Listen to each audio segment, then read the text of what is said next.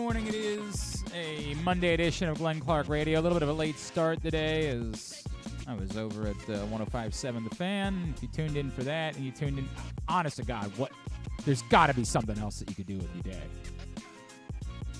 6 hours of this. Appreciate it. I mean, glad to have you, but I question your life decisions, if I'm being totally honest. I appreciate all of you that checked in during the course of the show. We survived. Hopefully that'll never happen again. Yeah, sure.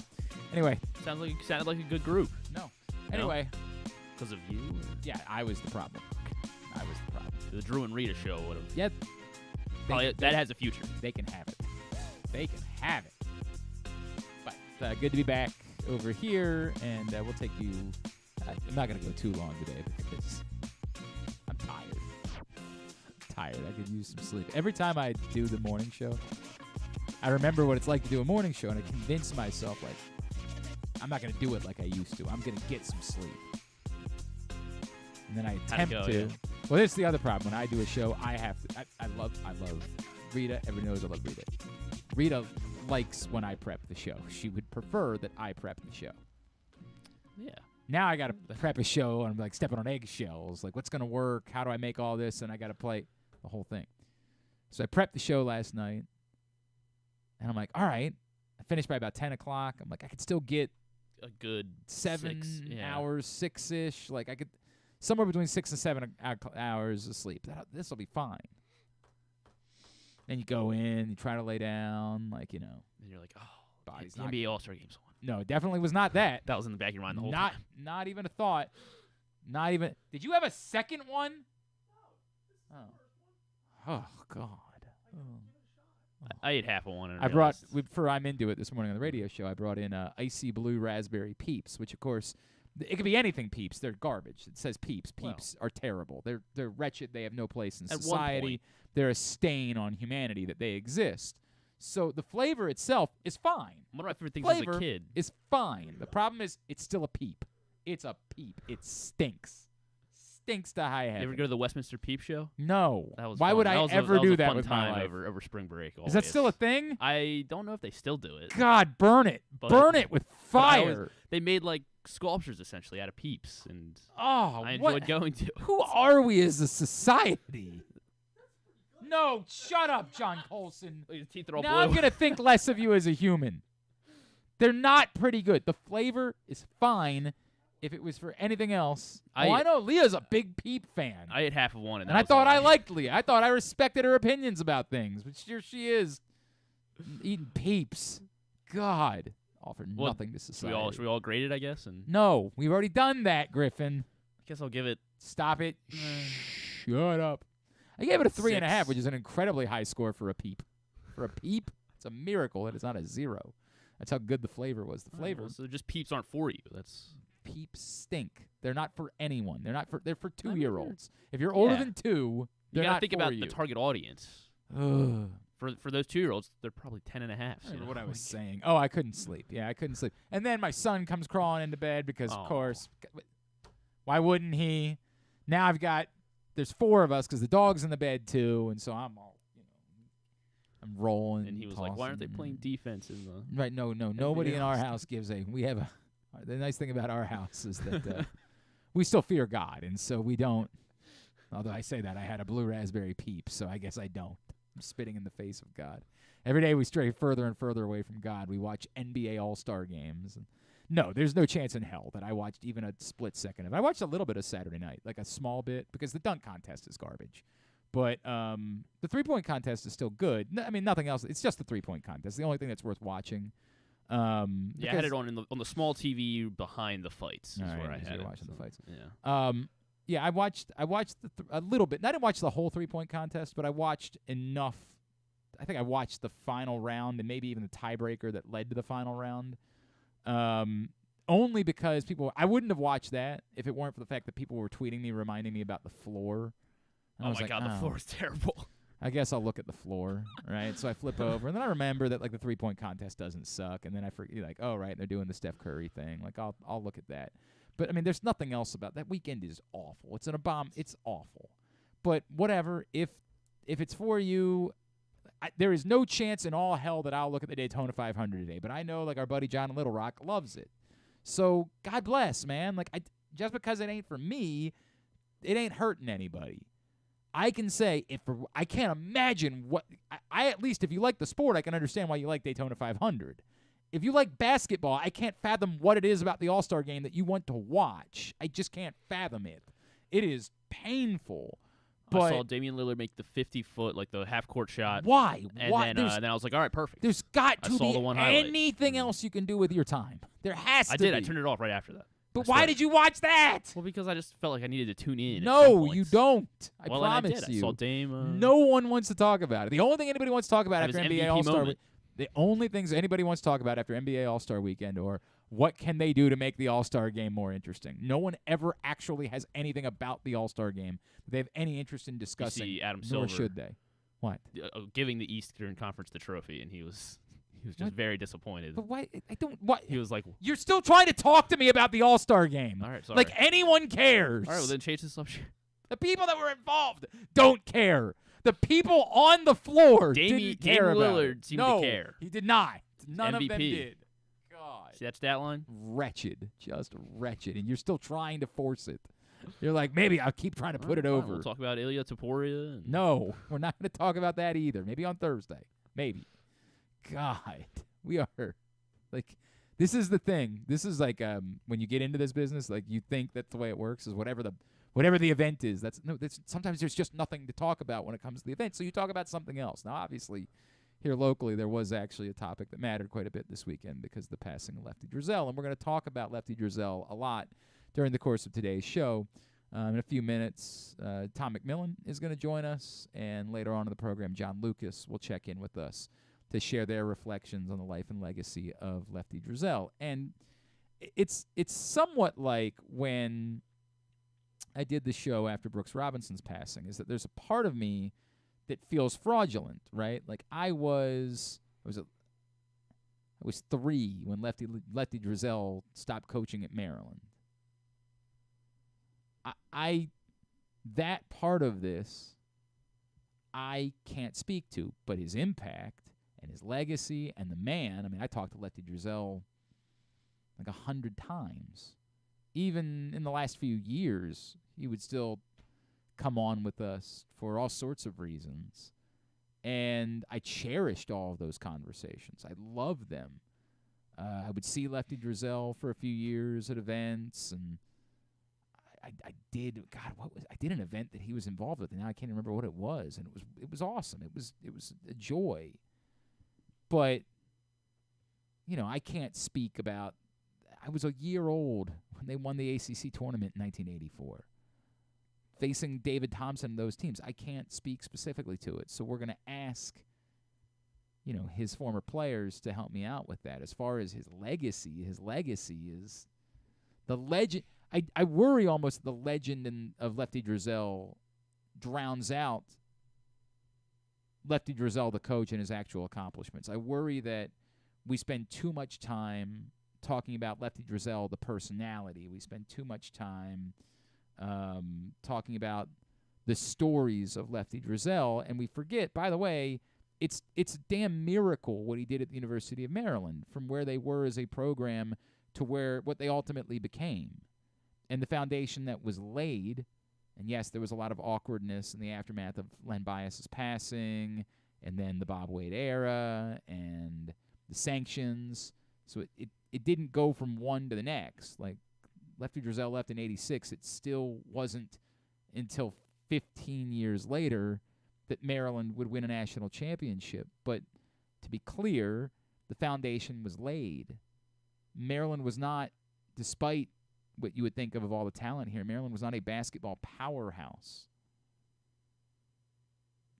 The words that are always attached to Lefty Driesell were they were going to become the UCLA of the East. And clearly that didn't happen under Lefty Driesell, and never really happened, because the standard, what you were talking about, UCLA was winning championship after championship after championship. Maryland never became that. But they broke through and became a basketball power, at least for a time.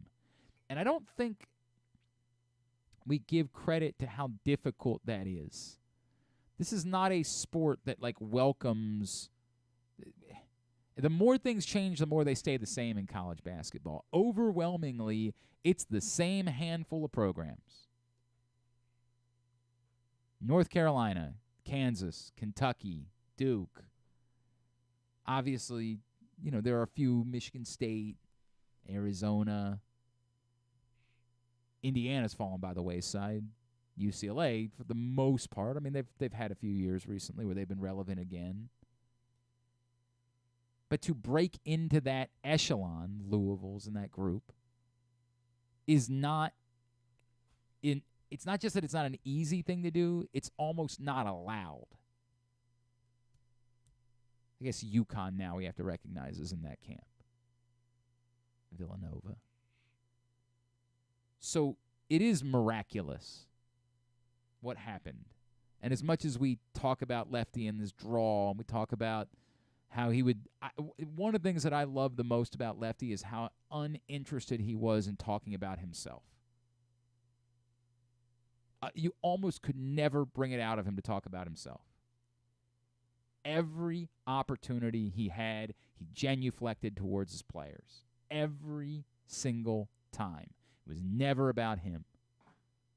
And in a way, as an interviewer, that can almost be annoying, right? Like you're like, okay, we get it. You like your players. But with Lefty, it always came off in a more genuine way than that. Like, it wasn't, I see what you're trying to do, I'm going to spin and force the topic back a certain way. It was very like, in part perhaps because, of his southern nature, it just always came back to his players. Always. He never allowed the conversation to be about himself. Never allowed it to be about, woe is me and, how difficult things were for him. Which isn't to say that he wasn't combative at times. Famously, I was reminded I was reminded over the weekend about reporters that would get after him about certain guys that he would miss, right? Like, why didn't you... there was a story this weekend, John Feinstein would get after him, like, why didn't you get Muggsy Bogues? And he'd be like, well, I mean, it's not like we didn't take... We got Ernie Graham, we got Baltimore kids. Of course, that was such a legendary era of Baltimore basketball that there was the hope that Maryland would land all of them. And, of course, we all know that Reggie Williams, David Wingate went on to do great things at Georgetown. John, as you point out, and I brought it up on 105.7 The Fan this morning, part of the difficulty of measuring Lefty Driesell, and you would say, hey, never really made Maryland the UCLA of the East. Well, part of it also you have to keep in mind, when Maryland ultimately won a national championship in 2001, the 2002 tournament, that team, if they had played under the rules that Lefty Driesell had played under, they would have never even been in that tournament. Because at the time, if you didn't win the ACC championship, you didn't get into the NCAA tournament. It was not an era of 68 or even 64 teams. As Len Elmore reminded us this morning, you could be the number 3 team in the country and not be in the NCAA tournament. In fact, there was a time in which the NIT was considered almost as significant as the NCAA tournament because of the strength of the field. You'd be the number 1 team in the country, and if you lose, you're not going to make the NCAA tournament. So as we reflect on Lefty Driesell, it's almost unfair to judge him by those standards because the rules were so different, but ultimately that's the nature of basketball, and that's the way that it works. A giant, a titan, an overwhelming figure. It's awful the way things ended at Maryland for Lefty Driesell, and thinking back on the tragedy that was Len Bias's passing and just how impossible it was for the program to reconcile in those moments and move forward.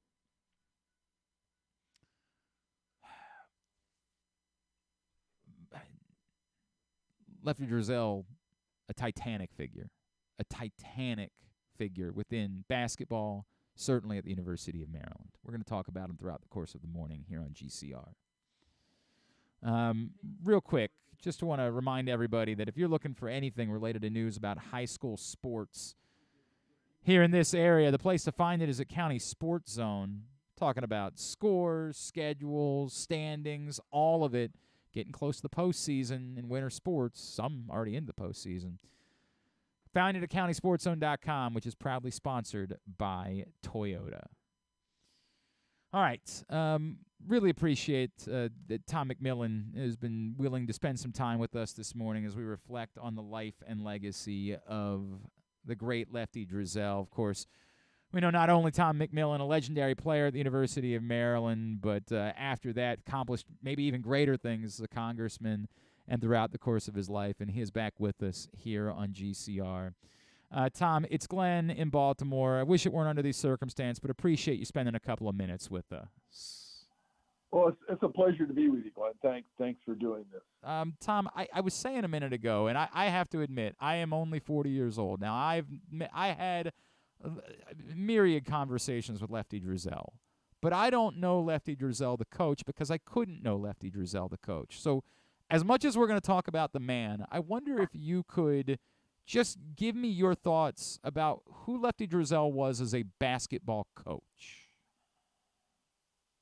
Well, first of all, I had the pleasure of going down and seeing him 2 weeks ago. It was really a gift going down memory lane with him. He was, feeble, but we had a wonderful 2 hours together. And, as a coach, I'm not going to talk about him as a person for a minute, but as a coach, Coach was very innovative, very thorough, very detailed.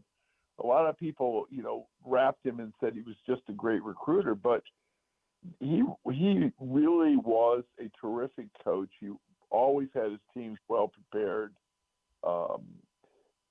His practices were well organized.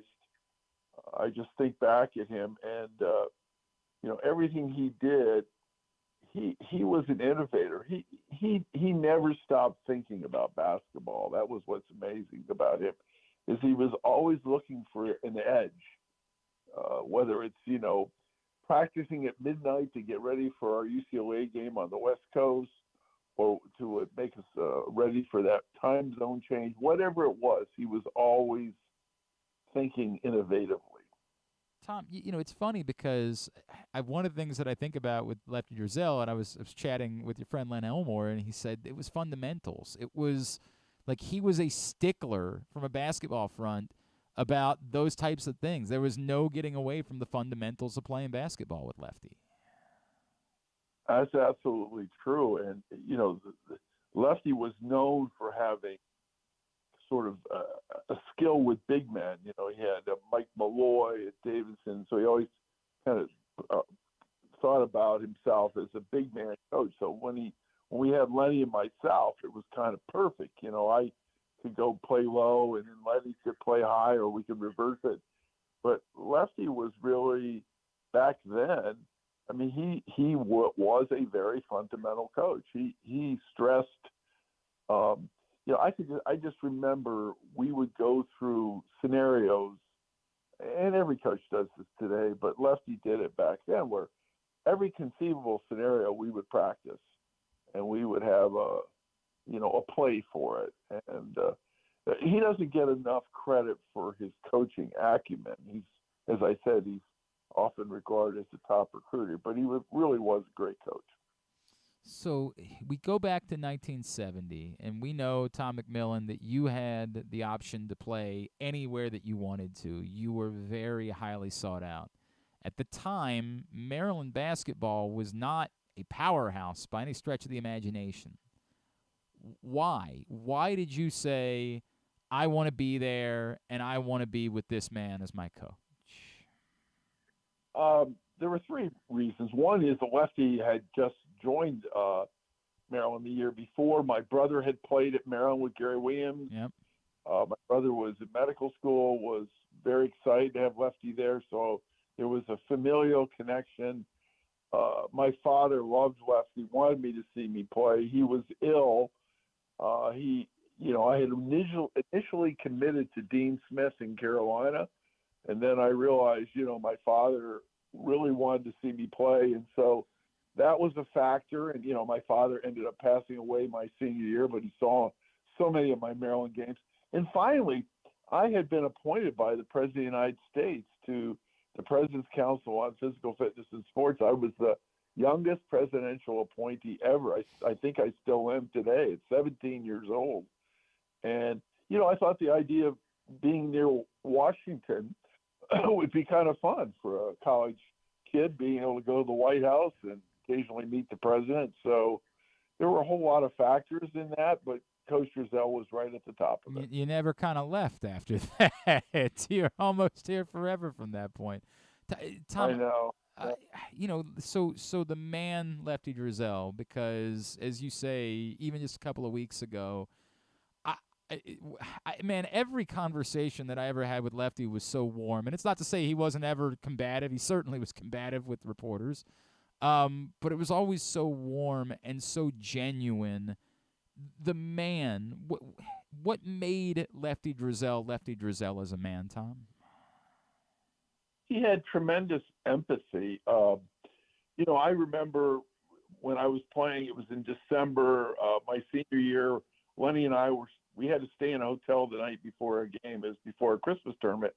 And Lefty came into my room at 4 a.m. to tell me my dad had died.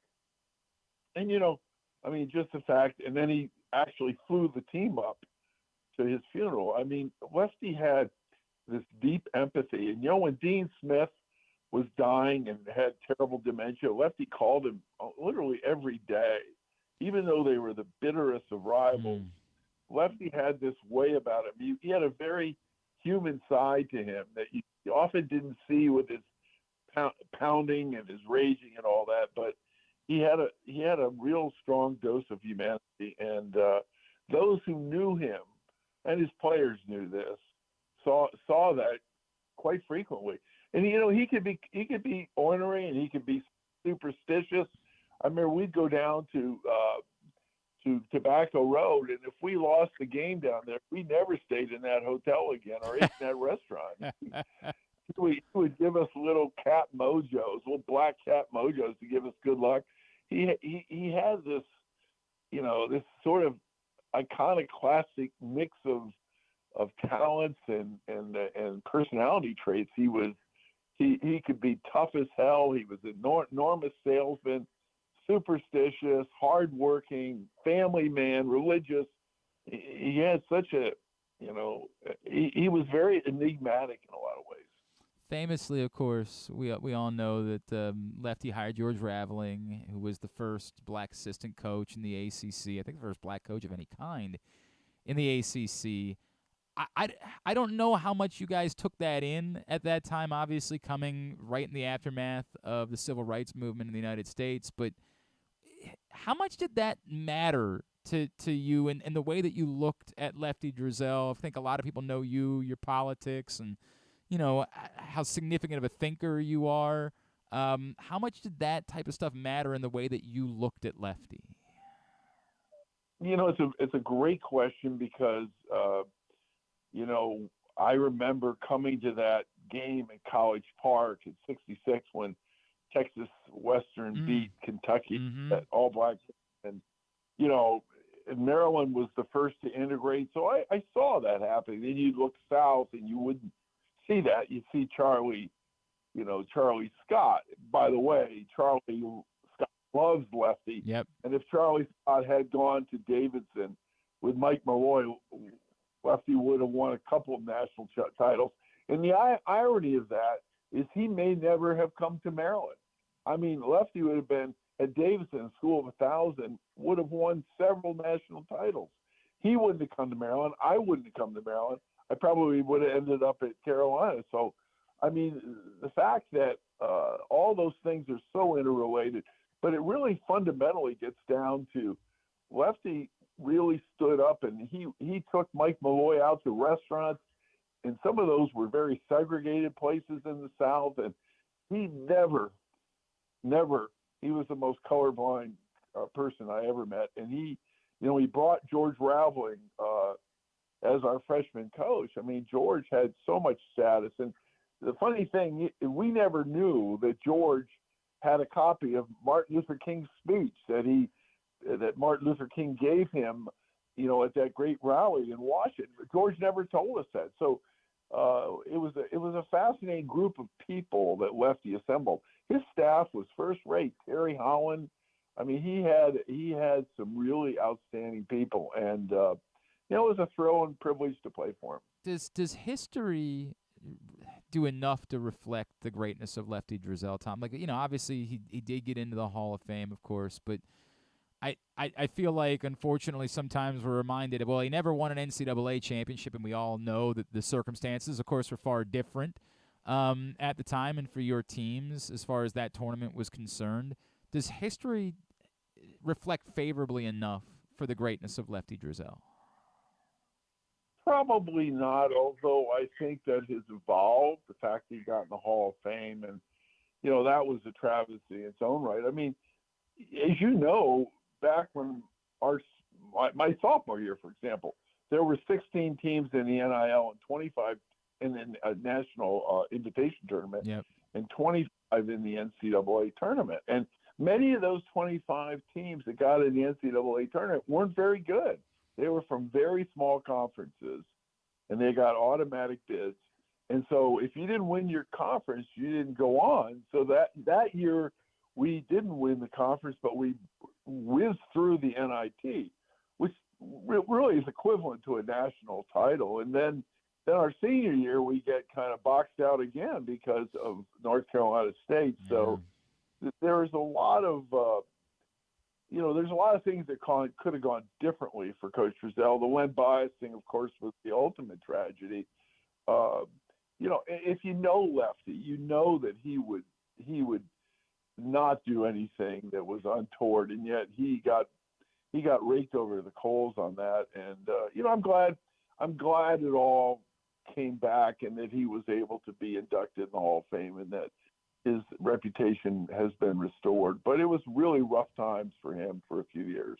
Tom, one of my favorite things about every conversation I ever had with Lefty Driesell was how difficult it was for me to get him to talk about himself in terms of being a coach, because every accomplishment, everything always turned into a genuflection back towards his players. Like it wasn't.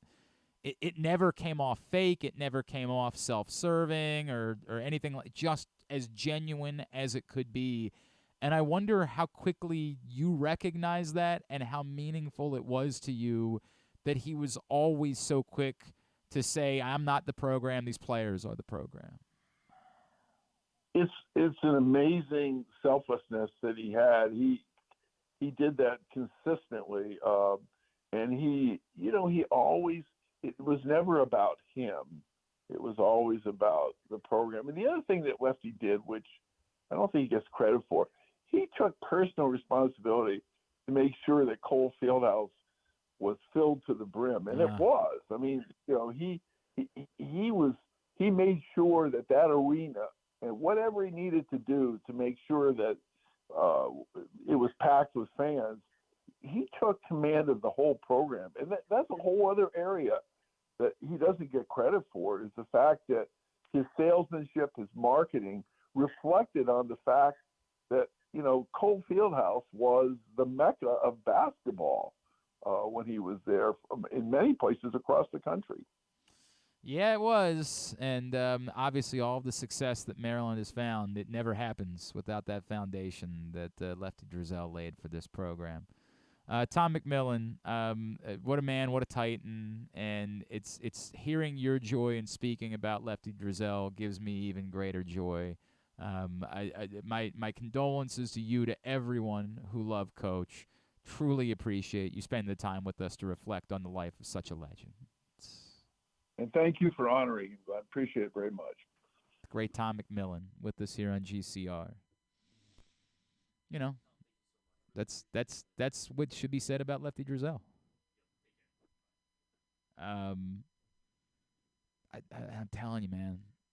Like, every time you talk, you'd almost get, like, just hearing somebody's voice would do something for you. Just hearing Lefty's voice would do something for me. Just as soon as you'd hear the draw, as soon as you'd hear him say, Leonard, like, all of it. Oh, I loved it.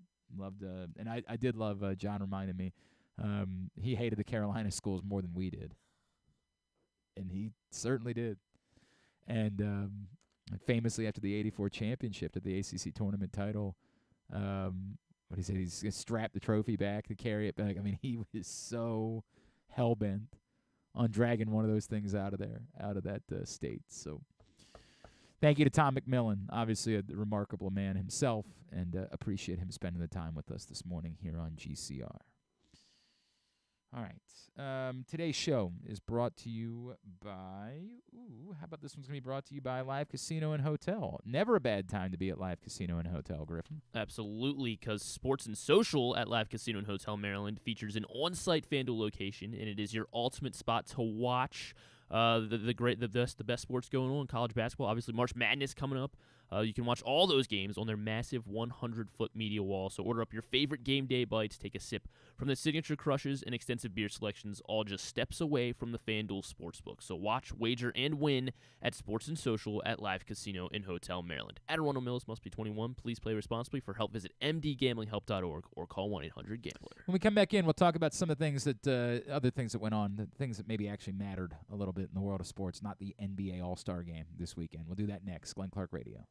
Hungry? With 7 locations throughout Maryland, Glory Days Grill is always right around the corner. They have wings, burgers, salads, sandwiches, and drinks to satisfy everyone, as well as tons of televisions and sound delivered right to your phone. Glory Days is the best place to watch football or whatever your favorite sport is. While you're there, be sure to check out Goose Flights Lager, named in honor of legendary Raven Tony Goose Siragusa. $2 of every can is donated to the Goose Flights Foundation. Glory Days Grill. Great food, good sports.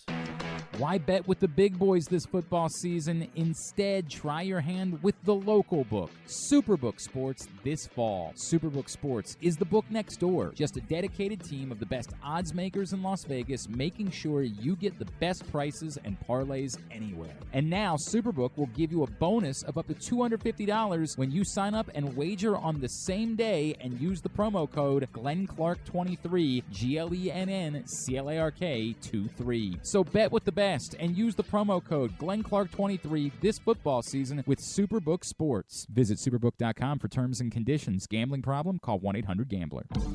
6 chicken tenders made from fresh, never frozen Royal Farms world-famous chicken, a family-sized order of Western fries, honey mustard dipping sauce, and a 2-liter bottle of Dr. Pepper. It's Royal Farms' new Tucker's Tenders Meal. It's Justin Tucker's favorite, and at only $19.99, it'll be your favorite meal, too. The new Tucker's Tenders Meal, available only at Royal Farms. Now you can kick back, relax, and eat like a champion. Real fresh, real fast, Royal Farms. The Toyota Tacoma comes in a range of models and trim lines, so you can choose the perfect Tacoma to reflect your unique personality and driving habits. Check out buyatoyota.com for deals on new Tacomas from your local Toyota dealer today. Gambling can be a fun and entertaining experience, but there are risks involved. If you're planning on betting on the game at the casino or on your phone or computer, know your limit, stay within it. Set a budget and a time to stop. Remember, gambling isn't a financial solution, and it doesn't mix well with alcohol or drugs. Know the risks and have a plan before you begin gambling.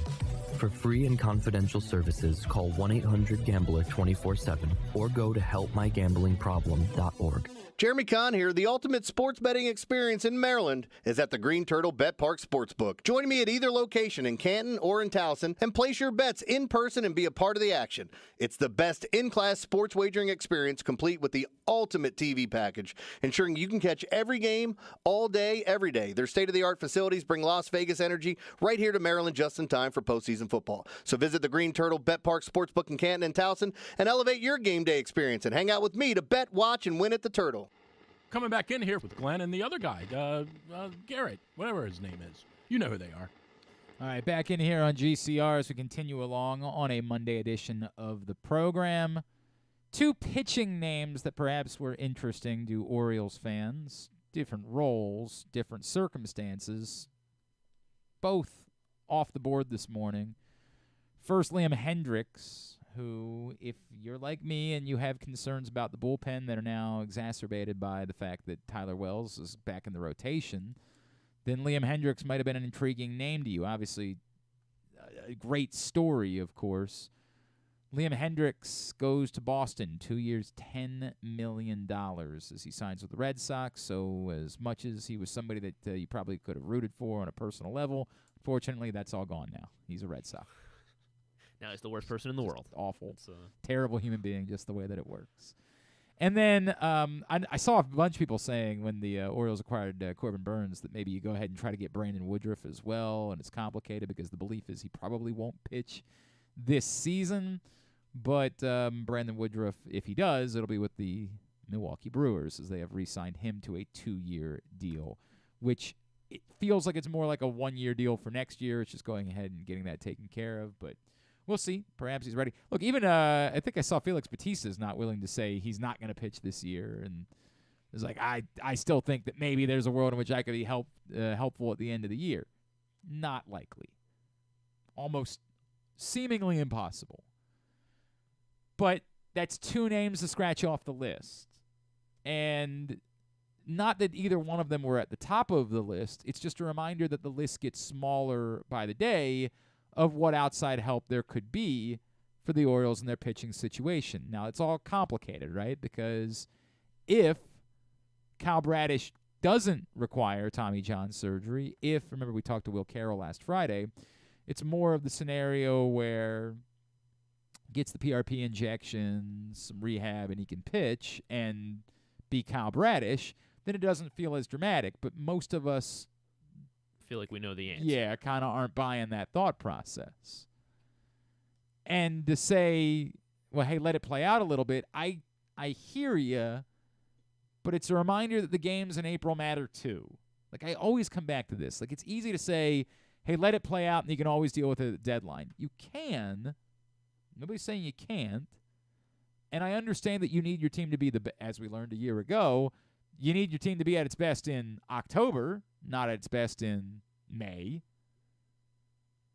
But the games in April do matter.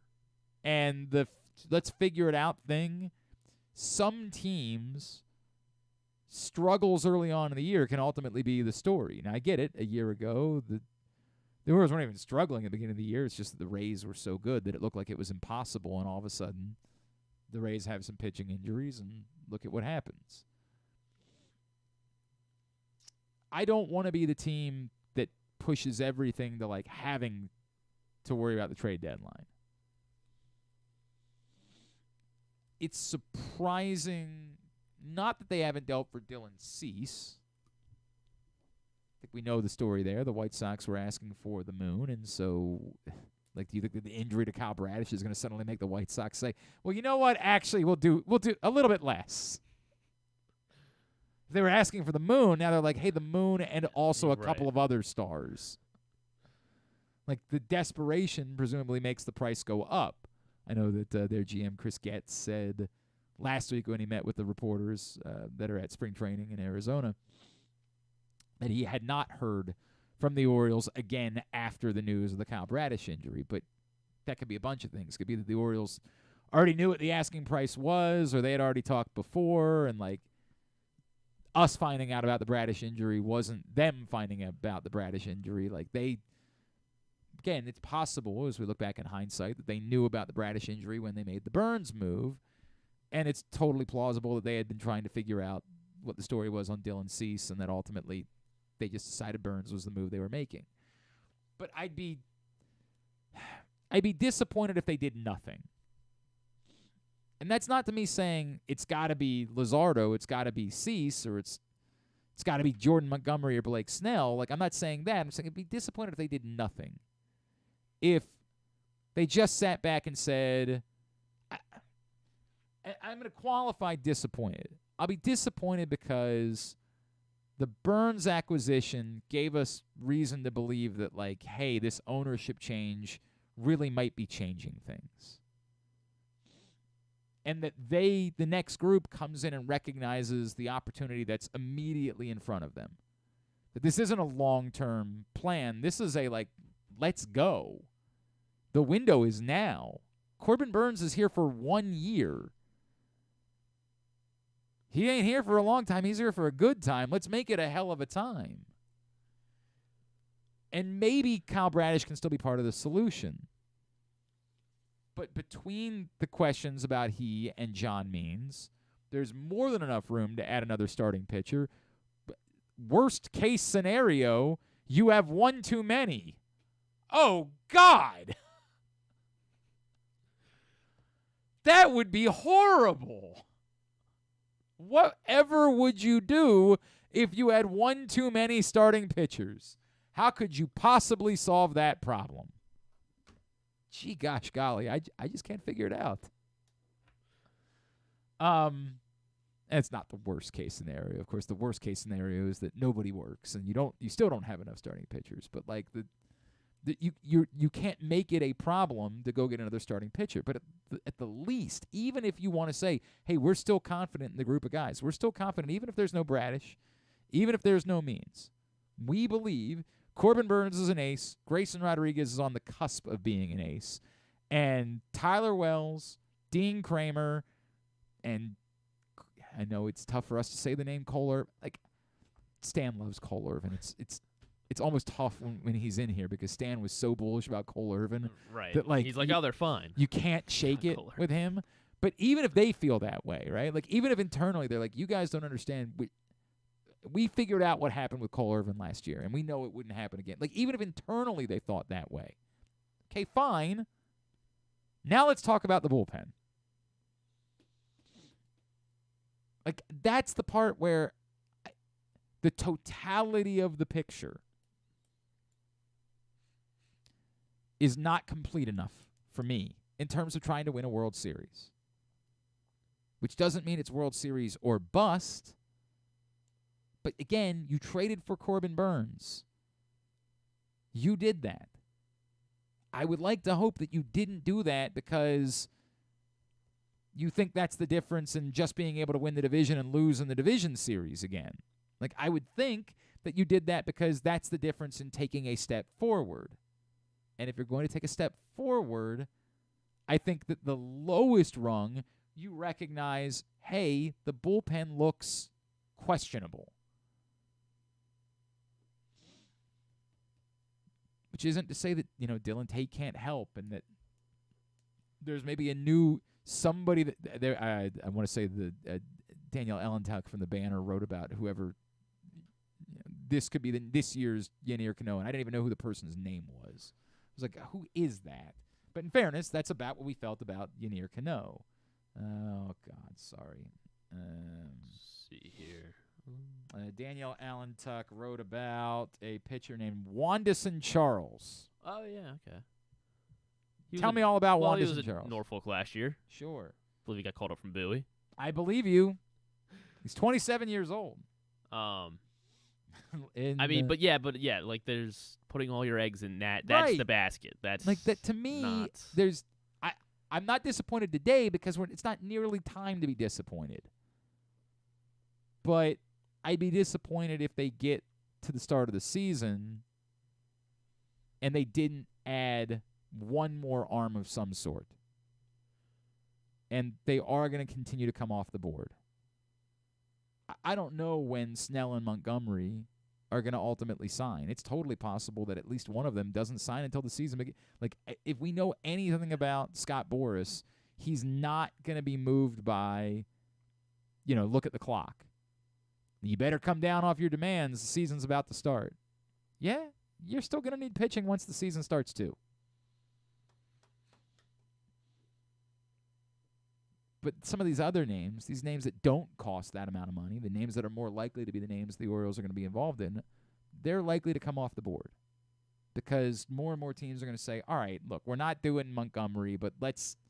Rich Hill it is. Yeah, let's throw something at Hyunjin Ryu and see if we can't get a lottery ticket there. And I'm not... I said, it's funny because in the aftermath of the news, I was talking with our friend Tim Barbalace, and I was like, I think I'm opposed to that. I don't think I want the answer to be... Just pick up somebody? Yeah, I think I'm opposed to that being the answer. But the more I've thought about it since then, if it's between, like if the choice is that or nothing, then okay. I think I'd rather it be that, just for a strength in numbers argument. That it's more potential bullets that you have in your gun. And one of them's more likely to land. Like, yeah, it's throw everything at the wall and see what sticks type of situation. Like if you have the option of throwing 8 things at the wall or 9 things at the wall in hopes that it might stick, math tells me 9 is a better chance, even if it's slight. So if that's what it's going to be versus nothing, I'd prefer that. But, I'd rather them do the Luzardo thing. Again, I got to know more about what else besides Basayo is in the trade. It's easy for me to say, like, I'm okay with Basayo and a Luzardo deal until somebody turns around and says, oh, and by the way, they also wanted Mayo, the hometown boy. Well, like, okay, now we're having a different conversation. But if it's Basayo and, whoever, we could even talk about Kerstad. That'd be tough. But Luzardo's got 3 years, right? At least 2. It was at least, I don't remember if it's 2 or 3. Cease is 3, and so these things all run together. I can't remember if it's 2 or 3 for Luzardo. If it's 3, we talk. Might even be for 2. I'd be willing to. That's a hell of a price. Yeah, he is an unrestricted free agent in 2027. So this year, 25 and 26. Yeah, so he's got 3 years of control. I might be willing to talk about a Basayo Kerstad package. It's tough. I mean, it's tough to say that. But if you're holding on to Kobe Mayo and counting on that to be your big power bat moving forward, then I'm not trying to say I want to get rid of. This is difficult. Yeah. It's difficult because Mayo's a right-handed bat, right? Yes. I wonder how much that matters. Like how much that should matter. It's a fair. It's based on the wall. I understand exactly what you're asking. Is how do you view everyone now, and how does that impact them? So do you say? Do you say, well, I'd actually be more inclined to trade away right-handed bats and to continue to make it work with Kerstad, right? Because he's a left-handed bat, and it's more favorable right now for Camden Yards. He is a for left. Mayo. Yeah, Mayo's a right-handed. I hear that. I hear that argument. There's not nothing there. All right, nope, won't do it. Not trading Kerstad. Basayo and Norby. Done, right? Look, man, I don't know.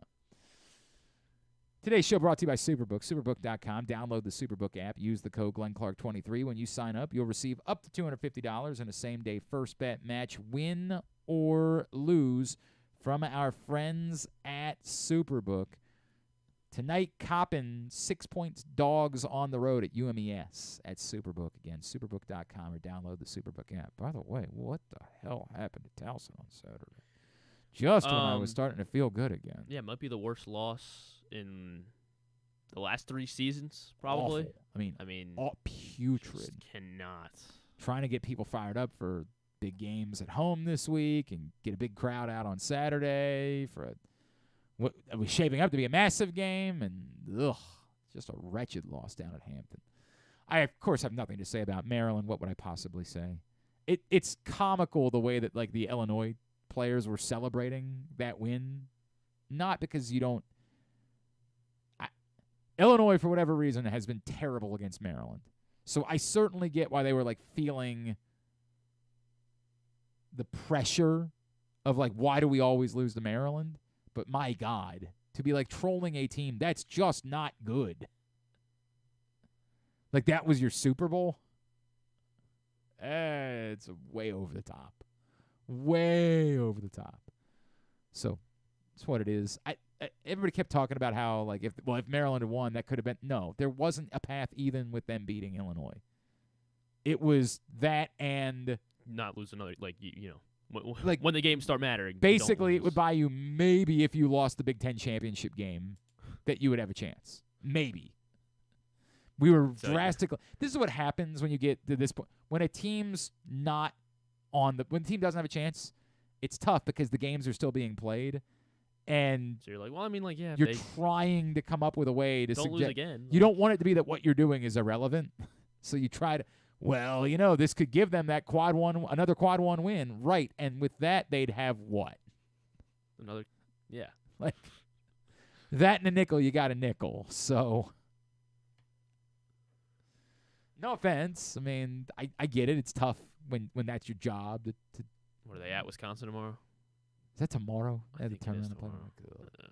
Wisconsin has not been playing well. No, they have definitely not been playing well. How about Ohio State firing their coach and then beating Purdue? That's interesting. I know. I was very shocked. That was very interesting. As far as the Nelson Aguilar, obviously the Ravens would bring him back for 1 year. I had a couple people feels really good. Feels really good to.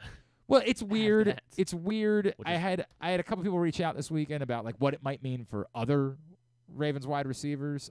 I don't think you make a decision about Nelson Aguilar having anything at all to do with Zay Flowers. Yeah, I didn't see that either. Now, the Odell Beckham side of the conversation, I think, is more interesting. Like, is it more, if they know Odell Beckham's gone, does it make it more of a priority for them to get something done with Nelson Aguilar to make sure they have that veteran, the guy that's been there as part of the group?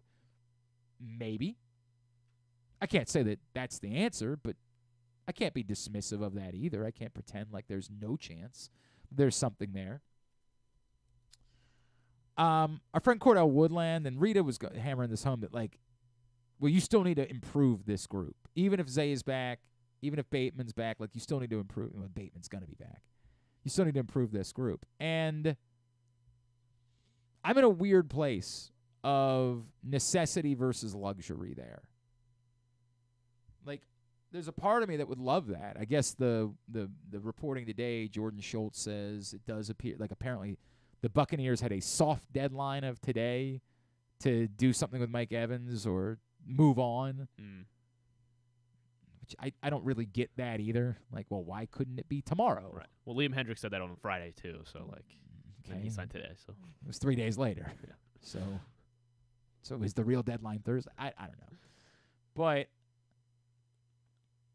am I telling you I wouldn't sign Mike Evans? Absolutely not. I'd love Mike Evans. Like, I'd love a lot of things. Rather have Mike Evans, I guess, right? Than what? Than Odell? Well, yeah, but it's not going to be a trade-off in money. I mean, like, that's not an even trade. Mike Evans is still very much at the prime of his game despite being at an advanced age. I'd love to upgrade. That'd be awesome. But is it a necessity? Is it you can't win a Super Bowl unless you do? I mean, it's such a difficult thing to talk about because of the unknown of the Zay Flowers situation, right? Like, if that didn't exist, I don't think I would feel that way. Given the possibility of there still being something when it comes to Zay Flowers, I could certainly see why you would say, hey, we need to make sure we upgrade in case. Like, what if we learn more and it's not good and they have no choice down the road but to, release Zay Flowers, something like that. I'll listen to that argument, but alone, if it was this group, I'd still be inclined to try to talk to Odell Beckham. I'm not just being dismissive of Odell Beckham at all. It can't be for the same money as it was last year, obviously, but you're hoping that he was happy here and that playing with Lamar was a big deal to him, and you could do something with incentives, something along those lines, although, if money's what he cares about, he probably wouldn't feel good about his chances of hitting certain incentives. I'm not dismissive of Odell Beckham. I think there are some people that think the Ravens should be dismissive of Odell Beckham because they need to force Lamar to fix the thing with Rashad Bateman. Like, dude, you've got to get on the same page with Rashad Bateman. He's open. You're not looking at him. You're not giving him the shots that you should be giving him. And so I think there are people that would say you almost have to move on from Odell Beckham. They have to decide the 5th year on Bateman, right? But they have to decide that before the season. Right. When do they have to decide if they're picking that up? I don't remember what the deadline is for that. But that's for the following year. That's not going to impact whether he's here this year. Yeah. Those are two different conversations.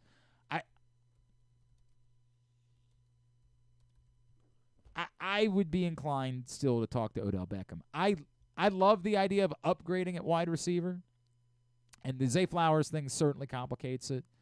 But on paper, to me, that's a luxury, not a necessity. I don't think that's the difference in them winning a Super Bowl necessarily. I think they got other things they've got to figure out. I mean, they got to figure out that they don't have an edge rush at the moment.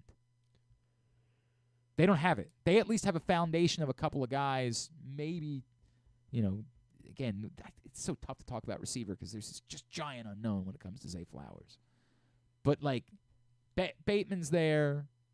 If Flowers is there, Aguilar, you can work with that and You add have Andrews and Likely. Yeah, like you can work with that. Oh yeah, that's a huge part of it. That's a very fair point. That's a huge part of it. At edge rush, you have zip today. Today, nothing. Odafe Owe had some moments last year, but you have no faith in that. It's not consistent enough for you to count on it. Maybe David Ajabo become a player, but you have zero right now that tells you that David Ajabo's a quality NFL edge rusher. And the two guys that worked last year aren't under contract. So, like, that to me is a necessity. Upgrading at receiver, luxury. Be awesome. It'd be great, but right now, again, I can only say it so many times. I got to figure out something to do with the Zay Flowers thing because, like, that is part of the equation, and we're going to have to keep saying over and over and over and over again. Because to be fair, if tomorrow Zay Flowers were removed from the equation, then it would become a necessity as well. That's the tricky part about having that conversation. By the way, the fifth-year option, last year they had to pick it up, like, the day after the draft. They had to decide. Okay, that sounds right. That sounds familiar. About the timeline. Yeah. And it's a complicated conversation, man. It is. I don't think it's as easy as – I think a lot of people just say, well, no, you decline the option right now. I think it was easy to say with Patrick Queen because you had made the commitment to Roquan Smith because you kind of knew, like, there's going to be a limit to how much money we spend at this position. You don't have a ton of sunk money. Now, let's just say you go out and you get Mike Evans, then that might lead to you saying, we're not going to pick up the fifth-year option on Rashad Bateman. So I don't think it's as easy a call as it was. By the way, I didn't think Patrick Queen was easy either. But even Dafe Owe as well, also have to decide on him as well. So, man, the idea of taking a guy in the first round is that you get the favorable fifth year. Like, that's the point of taking somebody in the first round. And now you're not taking advantage of any of these favorable fifth years. It's a very, very weird thing. All right. Today's show also brought to you by Goose Flights, available all over town. Goose Flight available in Cairns right now at the Green Turtle Bet Park Sportsbook in Canton, as well as Alonzo's on Cold Spring Lane in Roland Park. Also available at any of the Maryland area Glory Days Grill locations in Cairns. Cans and six-packs are available at the Costas Inn in Dundalk, Guilford Hall Brewery in Station North, six-packs and cases at the Wine Source in Hamden. Delicious beer, perfect collector's can, and $1.98 from every can sold goes to the Goose Flights Foundation and the work they're doing to continue Tony's legacy by providing non-emergency medical transport for those in need. Find out more, PressBoxOnline.com/gooseflights, and go get your Goose Flights today. We'll continue to remember the great Lefty Driesell. John Lucas joins us next. It's Glenn Clark Radio. Hey, it's Jeremy Conn. This postseason, bet in person at the Green Turtle Bet Park Sportsbooks with locations in Canton and in Towson, and enjoy the best in-class sports wagering experience at their state-of-the-art facilities, bringing an unmatched sports betting thrill. Gambling can be a fun and entertaining experience, but there are risks involved. If you're planning on betting on the game at the casino or on your phone or computer, know your limit, stay within it. Set a budget and a time to stop. Remember, gambling isn't a financial solution, and it doesn't mix well with alcohol or drugs. Know the risks and have a plan before you begin gambling. For free and confidential services, call 1-800-GAMBLER 24/7 or go to helpmygamblingproblem.org. Discover your next favorite beer crafted in the heart of Charm City. At Guilford Hall Brewery, we believe beer should be flavorful and easy to enjoy. Our meticulously crafted lagers and ales are derived from centuries-old European brewing traditions, a staple for both the seasoned beer aficionado or a novice hophead. Experience beer styles that dare to showcase the exceptionality of simplicity. Visit our restaurant and brewery at 1611 Guilford Avenue or view our menu and tap map online at guilfordhall.com. Guilford Hall Brewery, European tradition, Baltimore charm. Make the most out of every day in your Toyota RAV4. Available in hybrid or gas-only models. A RAV4 can get you where you want to go in style. Check out buyatoyota.com for deals on new RAV4s from your local Toyota dealer today.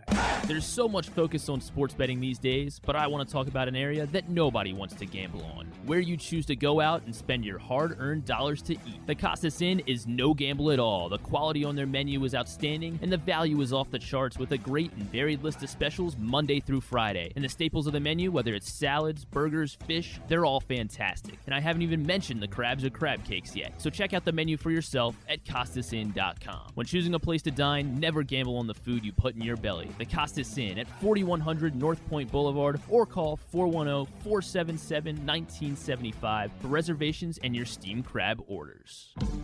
6 chicken tenders made from fresh, never frozen Royal Farms world-famous chicken, a family-sized order of Western fries, honey mustard dipping sauce, and a 2-liter bottle of Dr. Pepper. It's Royal Farms' new Tucker's Tenders Meal. It's Justin Tucker's favorite, and at only $19.99, it'll be your favorite meal, too. The new Tucker's Tenders Meal, available only at Royal Farms. Now you can kick back, relax, and eat like a champion. Real fresh, real fast, Royal Farms. What company has the expertise to make your home healthier by purifying your air and killing all viruses, allergens, and bacteria? A.J. Michaels, Heating and Air Conditioning in Baltimore and Annapolis, ajmichaels.com. Hungry? With 7 locations throughout Maryland, Glory Days Grill is always right around the corner. They have wings, burgers, salads, sandwiches, and drinks to satisfy everyone, as well as tons of televisions and sound delivered right to your phone. Glory Days is the best place to watch football or whatever your favorite sport is. While you're there, be sure to check out Goose Flights Lager, named in honor of legendary Raven Tony Goose Siragusa. $2 of every can is donated to the Goose Flights Foundation. Glory Days Grill. Great food, good sports.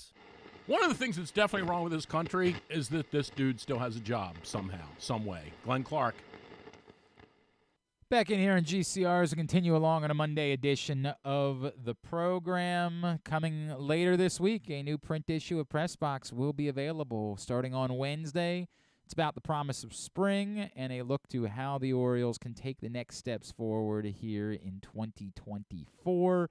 A bunch of birds on the cover. Looking forward to bringing that to you. The new print issue of Press Box hit stands on Wednesday. I was thumbing through it over the weekend and very excited about getting it out there for everybody. Of course, you'll be able to read it as well at PressBoxOnline.com. From Roger. Roger says, the issue that I have, why do you guys care about the NBA? I'm convinced of this. This is the ESPN-like-ization of the... It's okay. Watch. You know what I watched this weekend? I watched Maryland baseball. I watched at least part of all 3 games that Maryland baseball played this weekend. Enjoyed it a great deal. Was reminded that a lot of their games are going to be on Big Ten Network Plus the rest of the season, and I'm going to miss those because I am not going to subscribe to Big Ten Network Plus, which is a bummer. Hopefully there'll be enough on linear Big Ten Network, and I'll try to get to the games they play locally. Find something you enjoy. I was going to feel like I'm doing therapy for a second here. You don't just have to watch the thing.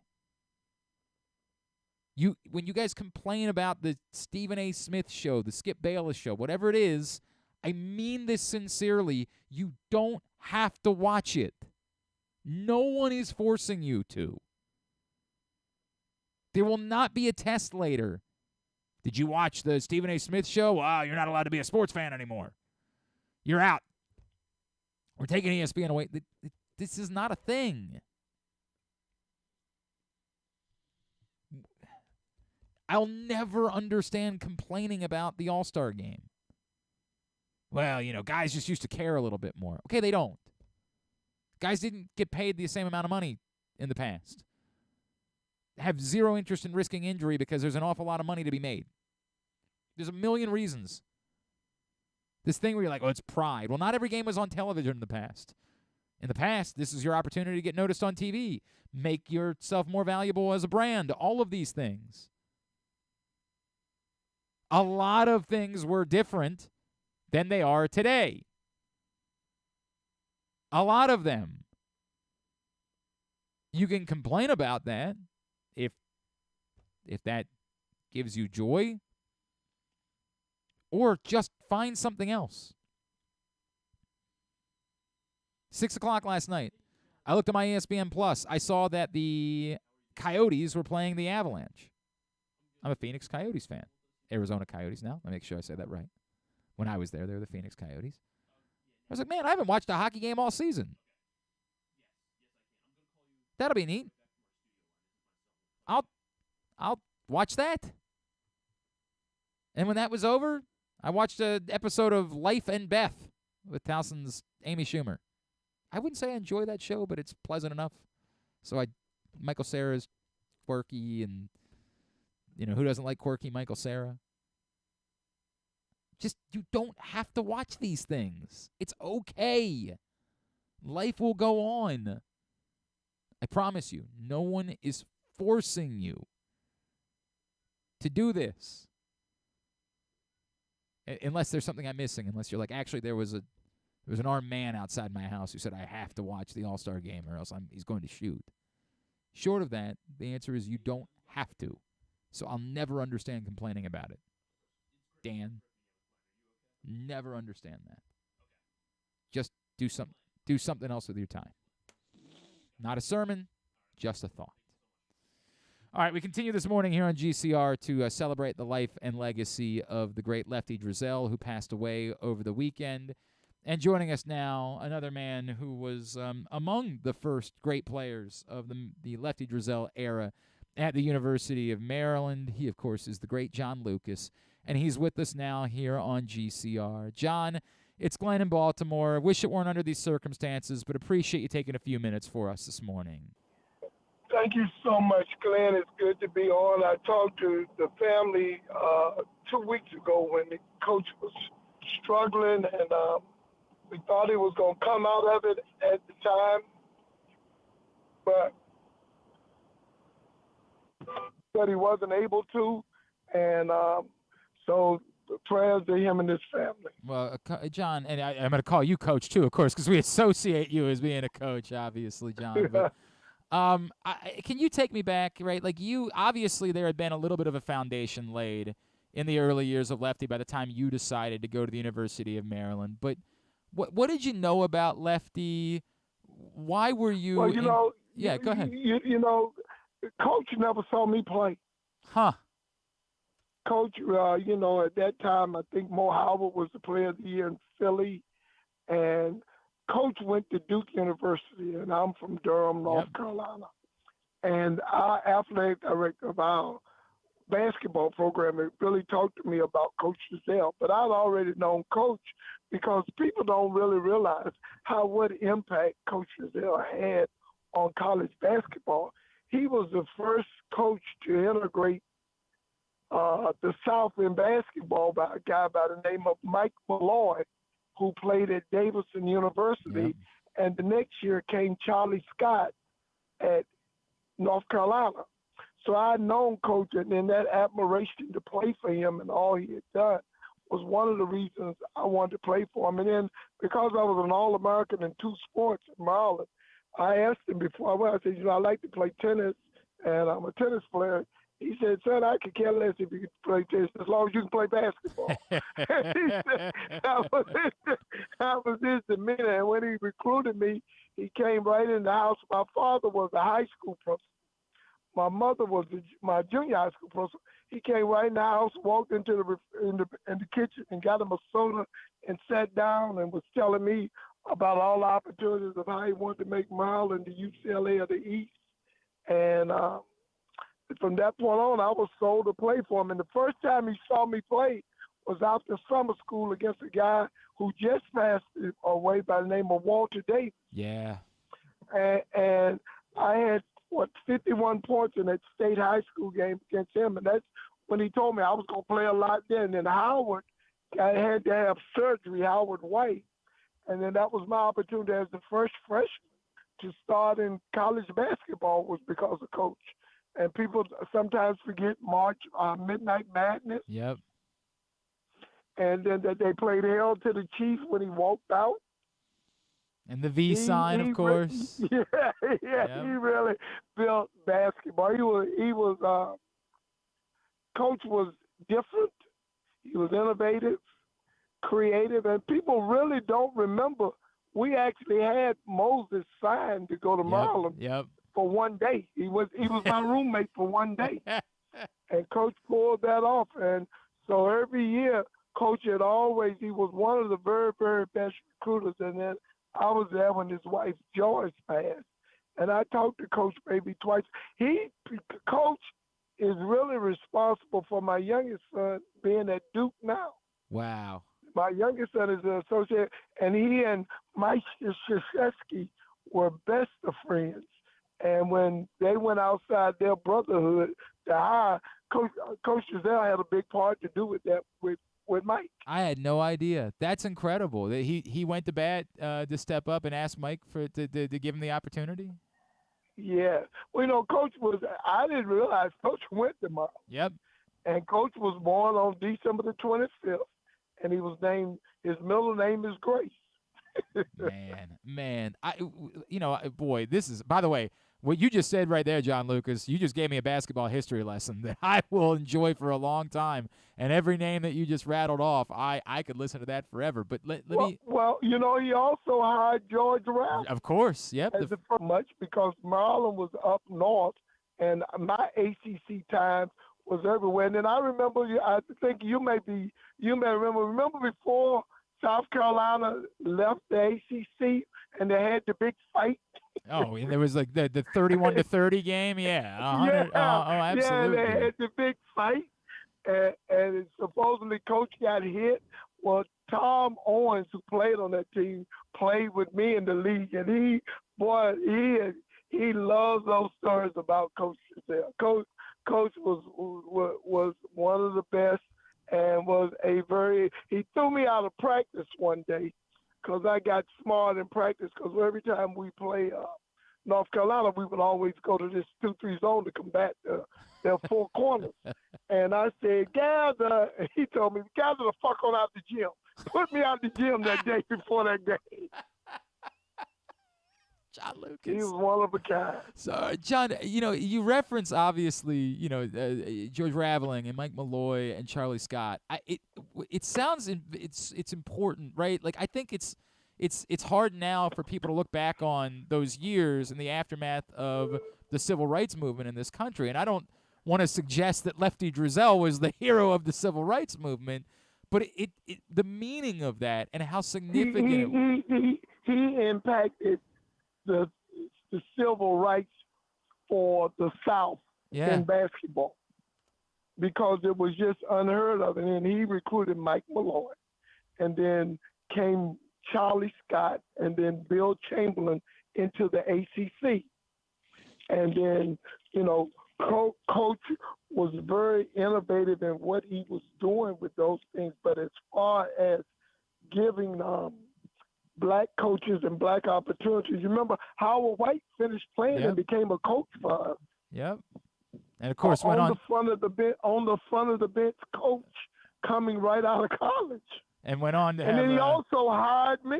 He hired me to be an assistant coach one summer to try to get Ralph Sampson to commit to go to Maryland, because Coach had lost all his staff, and so he hired me because I was working out there, and my assignment was to go try to get Ralph Sampson.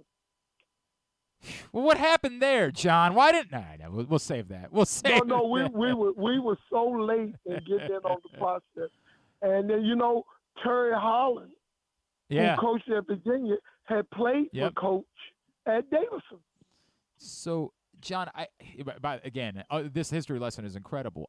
If I could, let me go back to Coach, because every conversation, I was talking earlier today that just like there's something about Lefty's voice that you would just hear it and it would bring you joy, right? Like the drawl, the way that he would say Leonard. Like, was he as genuine as he was later in life, and the guy that we got to know publicly, was he as genuine as a coach, as a leader when you were around him?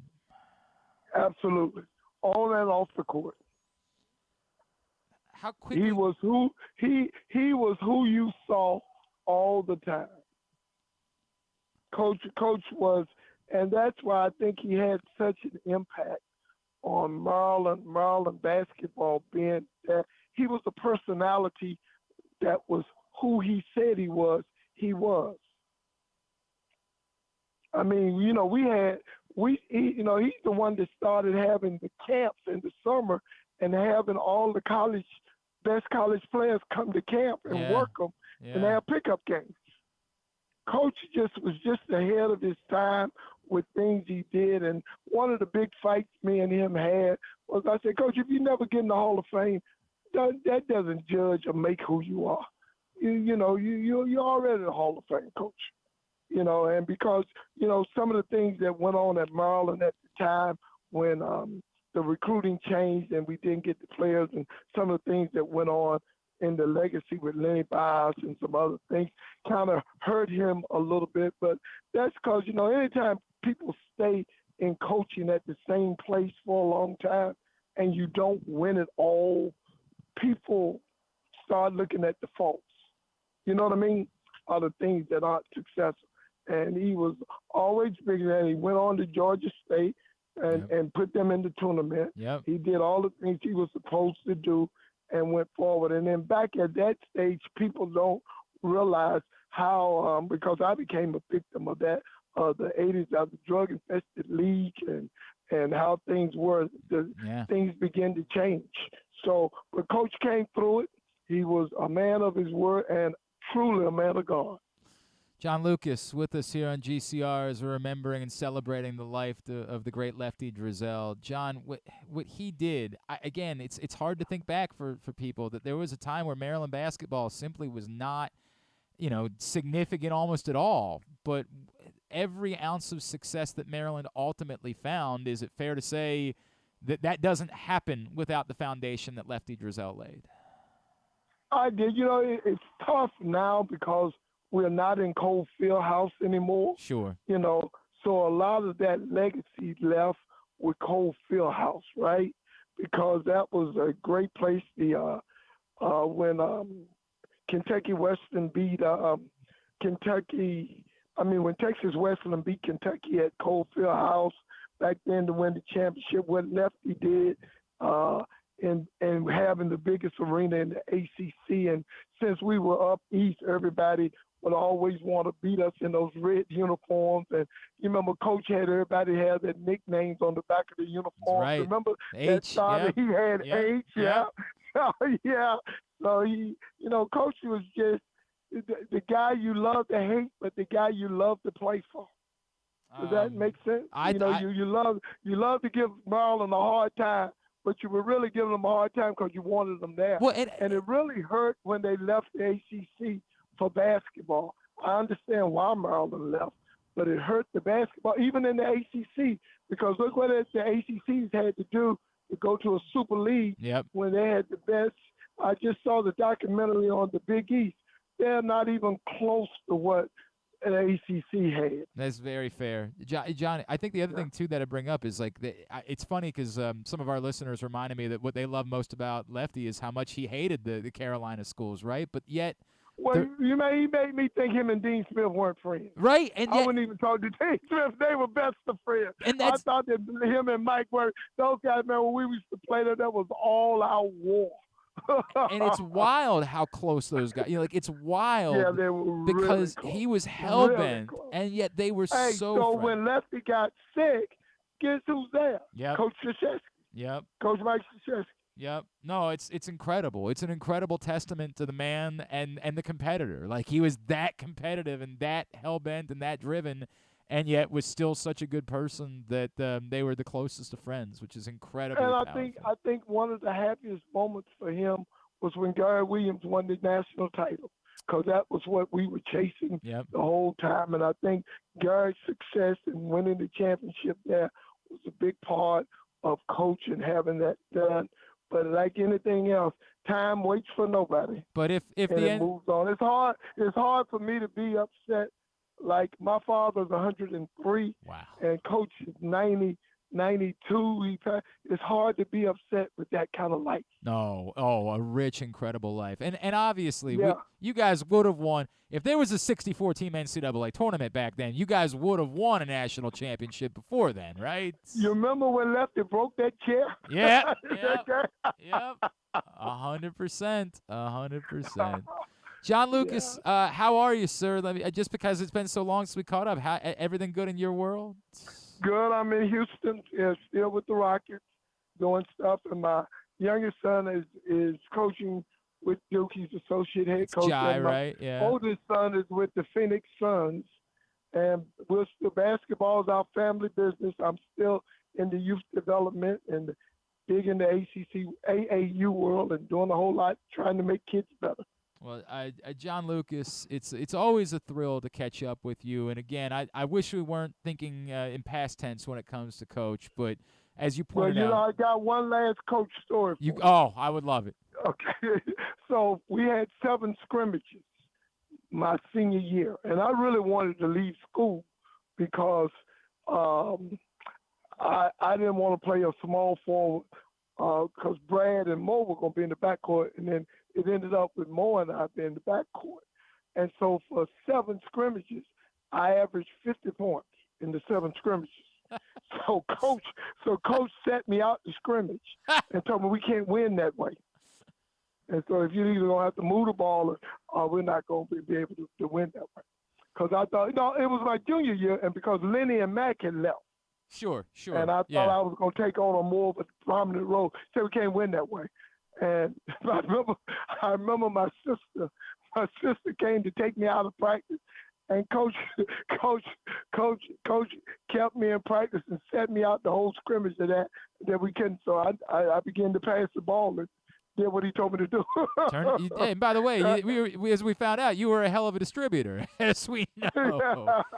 And then the other story, since it's Black History Month, they're going to get mad at me for telling this story, but Don Brown used to wear braids. Okay. This was back in the late 70s, right? And Coach said no braids. He said, if you don't take your braids out, you're not going to play. So we were going to play in Brownie's hometown in Pittsburgh. And Daryl's whole family was there, right behind the bench. And Daryl didn't take his braids out. Daryl didn't play 1 minute. And from that point on, Lefty had no problem with Mac, Lenny, me, any of us. We get it. Man, if he ain't going to play Daryl out there and we need his Brownie, I know I ain't going to get this man no trouble. We get it. We're gonna listen in, and the rest is history. John, it's so again, the joy that you're bringing me listening to these stories, and the love. Well, good. The joy that you had to tell me, and thanks for calling me. I wasn't going to talk much about it, but when you all called me this morning, I felt that it was in my heart to speak about old Coach. John, and I mean this, the joy that I have hearing you and the love that you share for Coach is really powerful, and I really appreciate that. Thank you for spending the time with us, and let's talk again soon, all right? All right, will do, Glenn. Okay, bye-bye. John Lucas. Man, he brought it today. Incredible life. Incredible life. Like, that's it's a testament to an amazing life lived and a group of people that loved him across all spectrums. Thought it was well said by, early on the radio show, Len Elmore was on, and he was like, look, Coach, as much as he was, forward thinking in integrating, and you know what he was thinking about was winning basketball games. That's what he was thinking about. He wanted to win. And look, I don't want to. I'm going to end up going into an area that, in like the world that people want, the post-racial world that people talk about, right? Like, I feel like that's the ideal. Like, that this doesn't matter. I just want to, like, I want you to be you and me to be me, and the whole, like, that's what I want. And you do your job, I'll do my job, the whole thing. That's the thing, and it's not realistic because we have still not fully reconciled our past and our history and our differences. We are still struggling with that. There's a group of people that are trying to force the concept of a post-racial world when, like, we're not there yet. Lefty Driesell just died today and was the first person to hire a black coach in the ACC. We ain't there yet. It doesn't happen immediately. But the concept of, the Martin Luther King, the judge someone by the content of the character, not the color of their skin, that's the concept that we're talking about. I want you to be you. Black, white, brown, whatever. I want you to be you. And I have great appreciation for the love that has been shown by everyone that played for. Look, man, somebody would say, hey, coaches always play any coach plays a significant role in someone's life. And that's probably true. But they're not always this beloved. And I can tell you that. Like, I don't want to be specific about it because it's probably unfair to certain people, but like, I'll tell you that in the time that I've been around, say, Maryland football, Ralph Friedgen was beloved. Some of the other guys, they were coaches. Doesn't mean they're hated.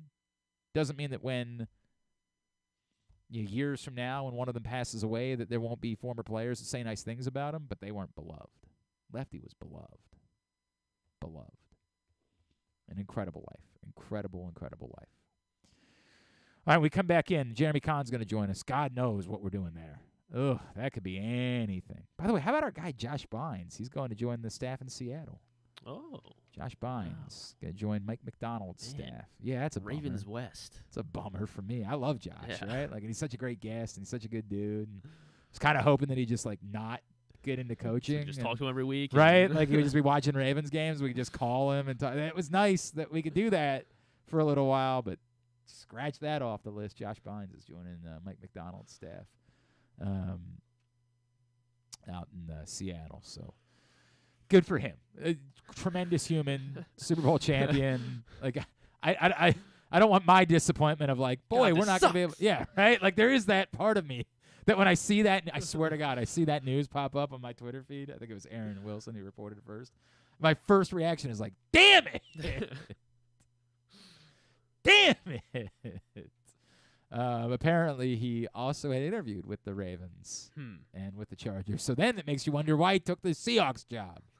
I don't know if it was a different job. I don't know. But he's going to be assistant linebackers coach for the Seahawks. Maybe just a relationship that he had specifically with Mike McDonald. I don't know. I'm not sure. Also be weird. He'd be I don't know. Whatever it is, he's going to Seattle. And that's a bummer for us. But, like, begrudgingly, I'm happy for Josh. Right. Great guy. It was not well said. That was very clunky on my part. No, I think the point got across. I hope. Hey, a little bit different. Stan the Fan and Luke Jackson today are going to catch up with UMBC baseball coach Liam Bowen. I told you, I spent time watching college baseball this weekend. College baseball is great. You don't just have to watch the things that they talk about on SportsCenter. Find things that you like. I watched a lot of lacrosse this weekend. Watched some of Maryland Syracuse. That was a thriller. Thriller that one turned out to be. Fortunately, I'm happy for Hopkins, but Loyola, the fourth quarter, not so great. Couldn't convert on the extra man. Good for Hopkins. A nice win for them. They're 2-1 now. I had UConn James Madison women's lacrosse on Saturday. How did that one go? 1-goal game. Really? Stirring rally. UConn was down like 6 in the fourth quarter. And they came back. Got within a goal. Madison hung on. Okay. I watched a lot of Stevenson lacrosse on Saturday night. Obviously, they opened up the season with a win. Watched a lot of lacrosse this weekend because lacrosse gives me joy. It's highly competitive and not, again, choosing to watch the All-Star game is your choice. That's on you. Life will go on if you don't. Remember my father when I was growing up, like, you're not going to stay up till midnight? He's like, nope, I tend to find that the new year comes whether I'm awake for it or not. I was always like, huh. And I couldn't believe it, right? I'm like, it's the new year. You gotta make sure though each year. So. Right? Like you gotta greet it, don't you? And he never was bothered by it. He never was ever stayed. I mean, I guess I want to say like when I was young, maybe the first time I stayed up till midnight, he might have just for the sake of doing it. And then after that, he was just like, y'all enjoy your evening. I'm going to bed. Because that's what he wanted to do. It gave him joy to have that repetition. Find things that give you joy. Don't bitching about something you don't like. Don't watch it. Okay. Then what are we going to talk about? Have to complain I just talked about all of the sports that I watched this weekend. Lots of them. UMBC's playing baseball. Liam Bowen's going on with Stan and Luke later today, 4 o'clock. Check that out. Check out UMBC baseball, Towson baseball. There's plenty of things to do. The IAM championships were yesterday. McDonough, I think I heard, won the A conference. Good for them. That stuff is cool. Okay, all right, Jeremy Conn. He's joining us next. Facebook.com/PressBoxSports, 4 o'clock today. Stan, Luke, Liam Bowen.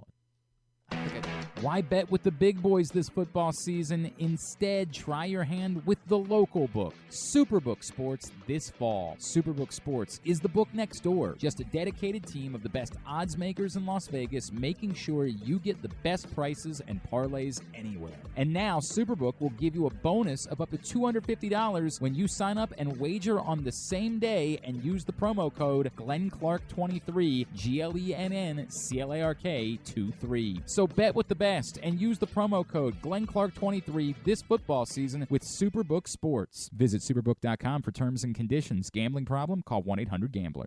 There's so much focus on sports betting these days, but I want to talk about an area that nobody wants to gamble on, where you choose to go out and spend your hard-earned dollars to eat. The Costas Inn is no gamble at all. The quality on their menu is outstanding, and the value is off the charts with a great and varied list of specials Monday through Friday. And the staples of the menu, whether it's salads, burgers, fish, they're all fantastic. And I haven't even mentioned the crabs or crab cakes yet. So check out the menu for yourself at CostasInn.com. When choosing a place to dine, never gamble on the food you put in your belly. The Costas Inn at 4100 North Point Boulevard, or call 410-477-1975 for reservations and your steamed crab orders. What company has the expertise to make your home healthier by purifying your air and killing all viruses, allergens, and bacteria? A.J. Michaels, Heating and Air Conditioning in Baltimore and Annapolis, ajmichaels.com. Whether your focus is luxury and comfort, convenience and technologically advanced connectivity, or sporty performance and aggressive styling, we've got the perfect Highlander for you. Check out buyatoyota.com for deals on new Highlanders from your local Toyota dealer today. Discover your next favorite beer crafted in the heart of Charm City. At Guilford Hall Brewery, we believe beer should be flavorful and easy to enjoy. Our meticulously crafted lagers and ales are derived from centuries-old European brewing traditions, a staple for both the seasoned beer aficionado or a novice hophead. Experience beer styles that dare to showcase the exceptionality of simplicity. Visit our restaurant and brewery at 1611 Guilford Avenue or view our menu and tap map online at guilfordhall.com. Guilford Hall Brewery, European tradition, Baltimore charm. The latest edition of PressBox is available now, and it's our very special annual Best Of issue. On the cover, we celebrate Orioles manager Brandon Hyde as our Mo Gabba Sports Person of the Year, and the Orioles as our Team of the Year, with Stan the Fan Charles and Glenn Clark sitting down with Hyde to discuss his role in creating the culture that defined the Orioles' magic season. Also inside, we recognize the top people, performances, and moments of 2023. PressBox is available for free at over 500 area locations, including 60 Royal Farm stores, and you can always find the entire edition as well as the best daily coverage of the Ravens, Terps, and O's at PressBoxOnline.com. Contrary to what some people believe, I actually like this guy when he sleeps. Glenn Clark, talking sports. All right, back in here on GCR as we continue along on a Monday edition of the program. Today's show also brought to you, or just a reminder that you can play Pick'em at CountySportsZone.com. You think you know high school basketball? You think you know who's going to win the games? You think you're some sort of expert, huh? Do you? Is that how you feel about yourself? Well, get over to CountySportsZone.com. Pick the winners, earn points, see where you stand on the leaderboard. It's at CountySportsZone.com, presented by your local Toyota dealers.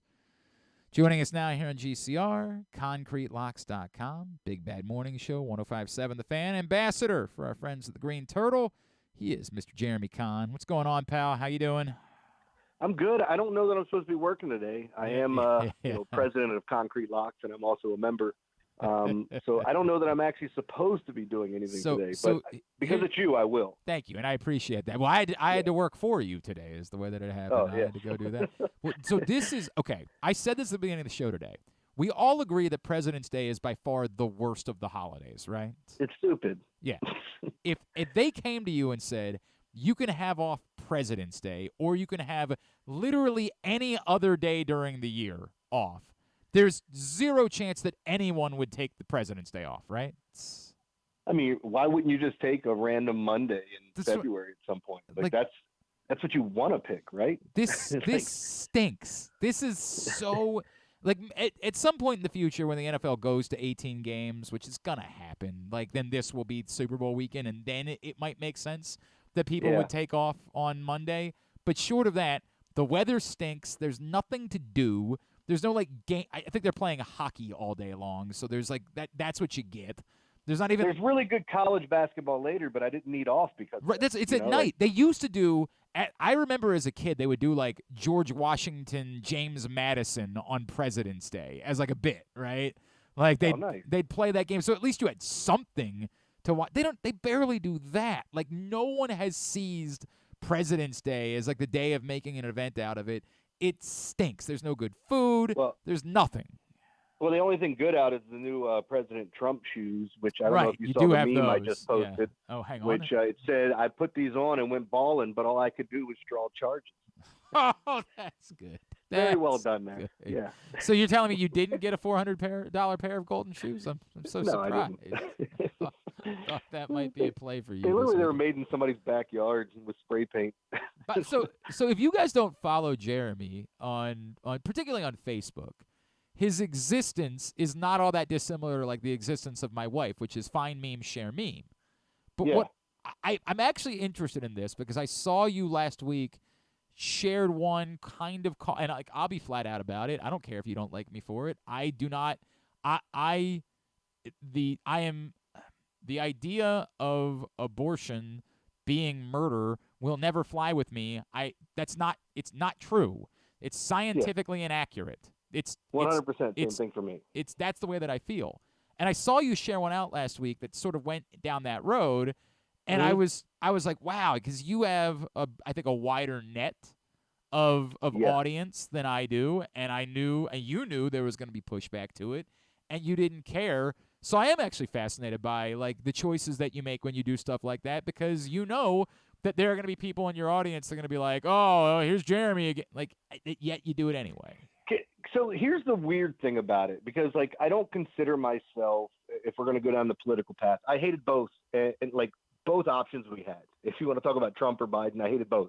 I can't stand Trump with a passion, and I think there's so many people that are fooled by this scam artist. But that being said, it's not like I can sit here and tell you this mumbling fool that just thought he talked to a ghost is the guy that should be running the country either. So like I like to put stuff up. The weird thing is anytime I post something that's sort of Trump funny, anti-Trump, whatever, out of the woodworks, everybody loses their mind and just writing stuff like, oh, you don't know what you're talking about, stick to sports. The stick to sports thing always pisses me off, because I posted a Biden meme the next day about the puppeteer dropping the strings, and it looked like he just shut down on stage. And again, none of those people that told me to stick to sports on the Trump one came back to tell me to stick to sports on this one. And I always have a problem with that. But like, you know, there's certain things I think we need to speak up for, man. And that's definitely one of them. Like the fact of telling women what they should do with their body, it's incredibly wrong. Yep. So, there are certain things where I try not to cross that. But then there's also times I wake up and choose violence and just want to see how people react. But that, I mean, honestly, that's what kind of gets me going sometimes. Like whether it's risque sexually, risque joke-wise, right? Or if it goes down, like the religious one is the one that always pisses people off, because I had a really good religious one the other day, and I said, you know what? I think I've had enough interaction today. You're good. You're good. I don't need another one. Yeah, I don't need another one today. No, I get it. I completely understand. All right, so I don't understand. Here's something I don't understand. People that bitch about the NBA All-Star Game. It stinks. We all know that. So, like, watch something else. I'll never in my life understand. Like, it's the lamest of Monday topics. It's a way we have saying that we have nothing that we think about is just to say, oh, God, the NBA All-Star Game stunk. I promise you there's lots of other channels. Watch something else. Yeah, and I watched the thing in its entirety, and it was kind of funny. My wife stayed up and watched it with me. The whole time I'm watching, I'm going, this is really bad, but I had the over, so I felt great about it. Yeah, it was good news for you. You know, like, if I'm being truthful, that's 100%. Like, I'm sitting there waiting for it to hit the final number, knowing they were going to hit it. But, you know, you just still want to see that number come across the board. And then the other part of, I think, why it's getting blown up a little bit more is that we have some of these veteran players that are now speaking out against these younger guys. Like, hey, we used to take this stuff seriously, man. It's not like we're not telling you got to lock in and play 40 minutes and just be dialed in the entire time. But what happened to wanting to compete against other guys? Like, I wanted to win all-star games that I played in. I wanted to show up the other team. And there's that competitive nature that's kind of gone with today's game. Like even Anthony Edwards said, this is just, hey, we look at this as a break. Like he said he was going to play the whole weekend left-handed. So like, you know, I don't know what they do to fix it. If that's the issue for some people, I'll continue to watch knowing that it's not great, but I'm always gambling on it too, so that helps. But so that's obviously different for you. I'll never watch it. Like it just won't happen. But I don't watch any of the other ones. It's not unique to the NBA. I don't like You don't watch baseball? I don't watch baseball All-Star Game. I might watch the Home Run Derby some years, but I don't watch and the same thing. I watched the 3-point contest on Saturday night, but I didn't watch the dunk. The dunk contest stinks. I watched the 3-point contest, and I might watch the Home Run Derby. But it's the same reason I don't watch preseason. I don't watch preseason football. I don't watch preseason. It's all anything. exhibition stuff. That's why. I don't like exhibition sports. I don't not watch like friendly soccer matches either. Like it's just not. It doesn't do it for me to just say. It's actually going to be tested because I think I saw that Argentina is going to play a friendly in D.C. and my son is obsessed with Leo Messi right now, so I might have to drag him down there for that. But it's just not my thing, and that's okay. Like I can say that it's not my thing. I have how they fix the All-Star game. They don't for me. For me, they don't. I've always wondered if they could do something cool, like put together some sort of 1-on-1 tournament or 2-on-2 thing that would make guys interested and they'd want to be king of the mountain or whatever. Like I've always wondered if there was something cool they could do with that. But I get it. I understand what they feel, which is there's Did no. you see any of the highlights from last night? I'm assuming you've seen some of those. I mean, only the things that were floating around Twitter. Okay, so like in last night's game, I think what was the number of how many threes they shot? Was it like 140 or something? It's probably about right. They shot an ungodly amount of threes. At one point, Luka took a 3/4 court shot and said it was a 2-for-1, and that's why he did it, which technically it was, but it was still stupid. And then we've had, I think we had maybe 8 mid-court shots taken, in which Dame Lillard, I think, hit 3 of them. You know, like there were some amazing things. Some of the dunks, we saw Luka try to throw an alley-oop to himself and get hung on the rim. That was embarrassing. But like ultimately, when you're watching the game, it's just you feel like we've got the greatest players in the world all in one place. Why don't they play like we want them to play against each other? And you know, like that would be great, but we never get that in the All-Star games. For people that say that, go ahead. I think the problem is that winning, there's nothing there. So you won the All-Star game. Now what? Like, I think that's the issue. How do you convince these group of guys that the Eastern Conference winning the All-Star game matters or will be memorable? I just think we're too realistic and too practical at this point to pretend like that's a thing any longer. Well, didn't we had Aaron Gordon try to dunk over Taco Fall? Yeah. I think it was Aaron Gordon. Yeah. And then we had a situation this weekend where like Jaylen Brown speaking up telling, hey, why can't we get more superstars in here? And then he tries to jump over a 4-foot tall guy sitting in a chair. Correct. And you know, there was some of the attempts were embarrassing. People were saying, I'm not sure this Hawkes kid can even dunk. You know, like depending on how you feel about it, I do love that the NBA is constantly trying new things. I thought the Sabrina Steph thing was pretty neat. cool. I thought it was neat. Yeah. I think that they need to work on that and like how they can then go from there because at the end it was just one round. By the way, shooting. she was better than 80% of the guys too. So. She matched Lillard's score, right? Like yeah. I thought it was cool, and I'm sure next year they're going to try to do Steph versus Caitlin Clark, right? Like I think that might be part of the reason why they did that this year is try to set up for doing Steph versus Caitlin Clark next year. And I'm good with that, and I think they should build. I'm for more ideas, but I just think that ultimately. Or they even talked about a 2v2, 3v3, and a 3-point, like adding up all the threes that are made. You know, like there's cool stuff. Yeah, listen, but I just don't think you can make the All-Star game. This is what it is, and like Jeremy, to your point, if you're a betting person, if you're into it, I get it. For me, there's just something else, and I'm fine with that, and I am not bothered by it. I am not remotely offended by the fact that the All-Star game isn't competitive because I'm good. There's other things I can do with my day. You and I haven't talked since the bad news for the Orioles last week. Where are you with the need to add pitching help, given that I think we are all feeling the same fear about what this really means for Kyle Bradish? Yeah. Look, anytime I hear PRP, I don't feel great about it because in the history of hearing PRP injections, it ultimately becomes Tommy John. The only time that it didn't, I think, was an Adam Wainwright situation. And I could be off. There could be other ones. But to my knowledge, Adam Wainwright did it. And then the next year he had to have Tommy John. So Yeah, that doesn't look good to me. I've heard other people say because he hasn't been throwing and the time off that there is a chance that this really could help him. But ultimately, if it's not now, it's probably down the line at some point, just from the things that I've seen in baseball. So, yeah, it concerns me. I don't think you have to make a knee-jerk reaction right now because you made the move for Burns. Burns, you felt like put you over the top, and now it feels like you're making almost, I don't want to say a lateral move. You get a vet, a guy that's going to go deeper in the games than we've seen do this before. So you know what he's capable of. I still feel good about the Orioles, and I do think, the Luzardo rumors are out there. Yeah. Ultimately, the White Sox want to make the move with the Orioles in the Dylan Cease trade because they have the best prospects to get back.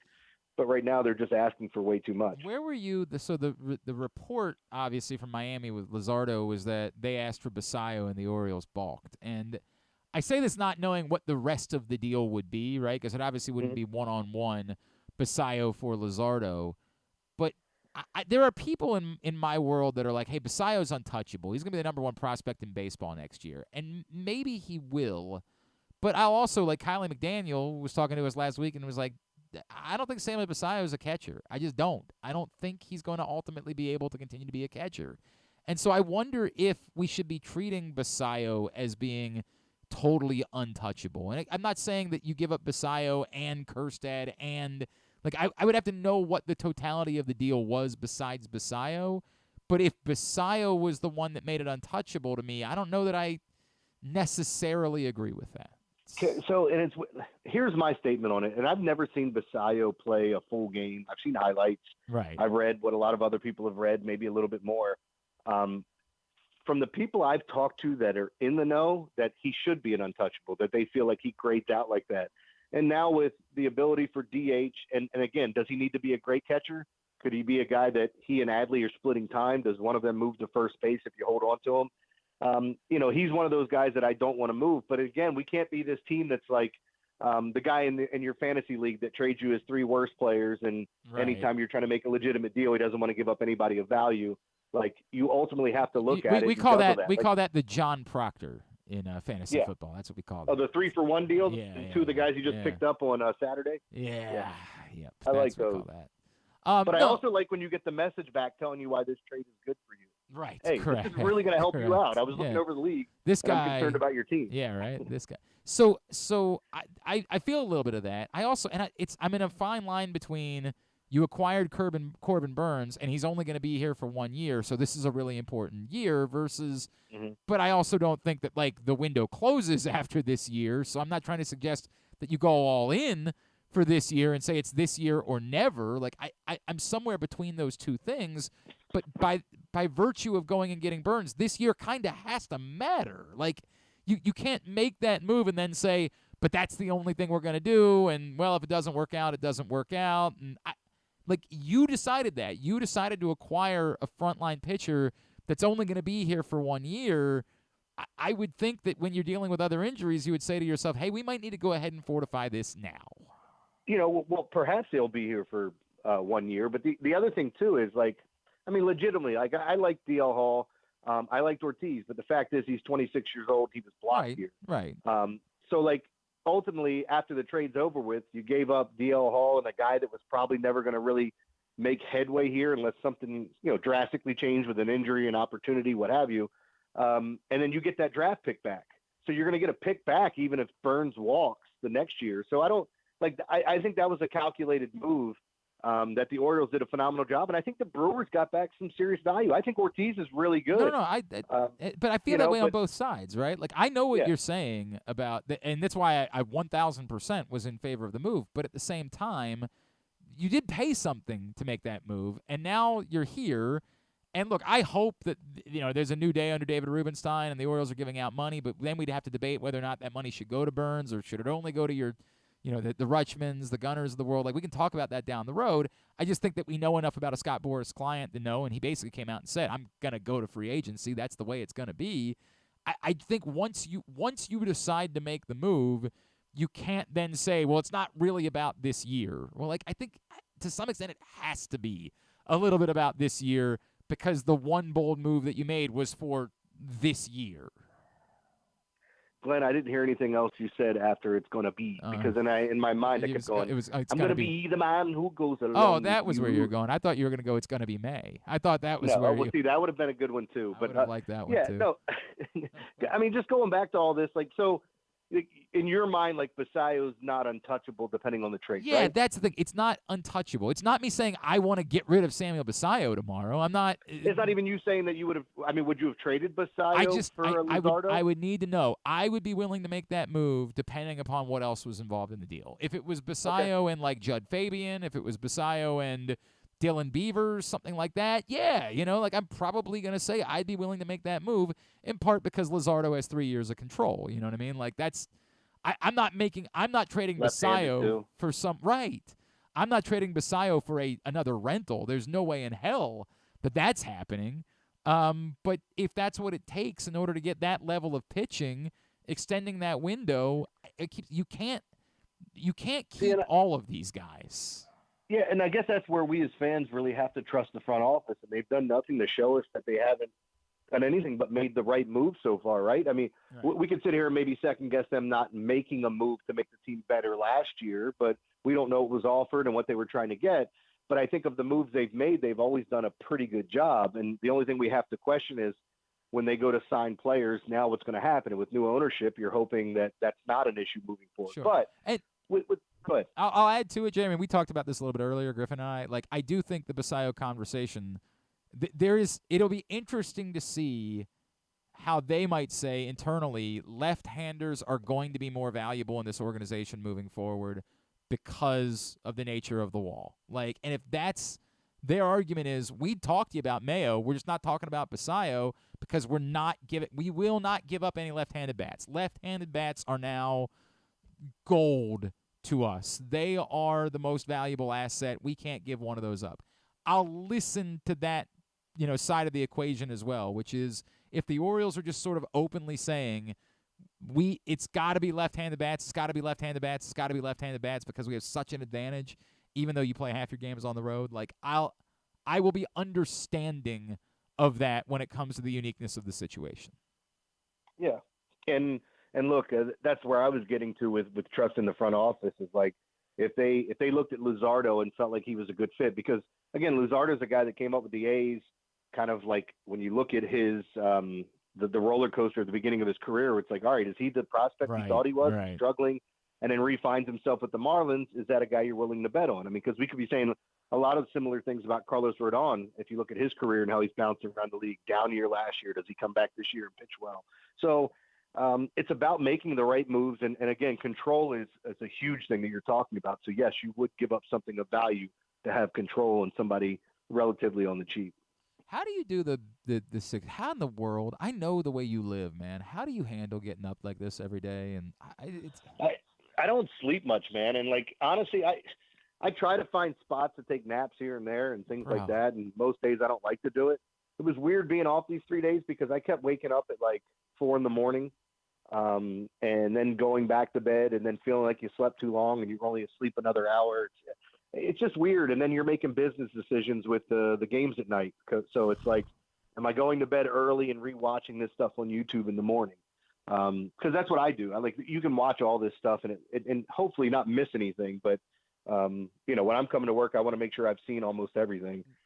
So I don't miss like a question that somebody asked. The one nice thing about last night is that I had no problem going to bed. Like there was no sporting event that it was dragging for me. But like, man, I am so ready to go lay on that couch in the office and just recreate the scene after the drinking show because I am spent. I am. Yeah, and I mean, but you were also, who was with you this morning? Was it just you? Oh no, it was Rita and Drew. Yeah, how about that for a combo? How about? Yeah, no, but at least you had other people because when you're talking to yourself, like the one thing that people don't realize is if you're not taking phone calls and you're constantly talking to yourself, it does something to you. It just kind of drags the energy out of you. It's hard to explain. I'm not telling you it's putting on roofs or anything, but it's crushing. It's different. All right, brother, what's going on this week? It's Rob and I this week, so he and I will probably fight about a bunch of different things. We'll have our barbershop topic of the day. Me and the girls at Great Clips. He at the barbershop. We're always chatting about sports and things like that. So, yeah, so it'll be fun. And then of course a lot of Oriole talk. And I wanted to get into, there was some really, really bad refereeing this weekend, and I know it's something we talk about quite a bit. I don't mean bad from the standpoint of like wrong calls. I mean bad from, I don't know that they knew the rules of the game. We'll be talking about that some tomorrow as well. All right, very good. At J-Con Sports, concrete locks with 2 ends, and, of course, the Green Turtle Bet Park sports books in Canton and Towson. Love you, brother. Appreciate you, man. We'll talk soon, all right? Thanks, guys. It's Jeremy Conn with us here on GCR. All right, we're going to try to keep this to a tidy 2 hours. You seen that meme that's going around with the Sabrina Ionescu? It's like a juxtaposition of her dressed for a game and then her dressed to like go out at night. Oh yes, of course. Like, and everybody's like, "Wow, I had no idea." And then I saw lovely. People were like, "Well, people are just now realizing that they don't wear their uniforms." Yeah, believe it or not, right? Like they're not always constantly wearing their uniform. But I just don't know. Somehow, I don't think I'd ever seen a picture of Sabrina Ionescu not in a uniform in the course of her life. Yeah. Very lovely young lady. She is. Very lovely young lady. All right, let's get a tidbit. Tidbit is brought to you today by Goose Flights, available in cans at all of the Glory Days Grill locations throughout town. Also available in cans at, speaking of the Green Turtle Bet Park Sportsbook in Canton. And available in cans at Alonzo's on Cold Spring Lane. Cans and Sixers available at Guilford Hall Brewery and Station North. Also available at the Costa Sin. Sixers and cases can be found at the Wine Source in Hamden. Delicious beer, good cause, $1.98 from every can to the Goose Flights Foundation. Help us continue the legacy and celebrate the legacy of the great Tony Siragusa. Find out more at PressBoxOnline.com/GooseFlights.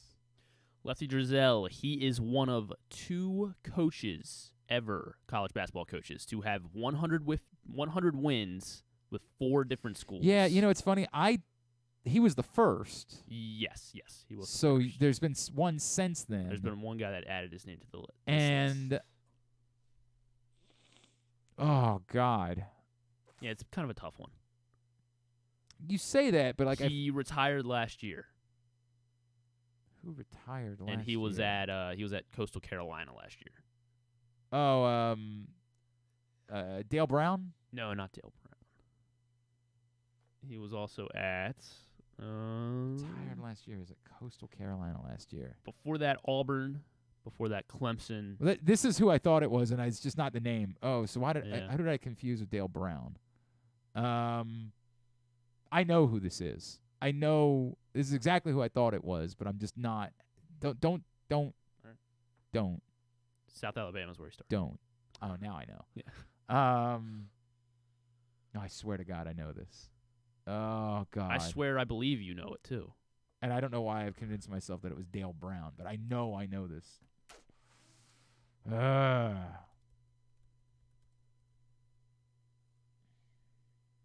You're almost there. It's a basic sounding name, correct? Yeah.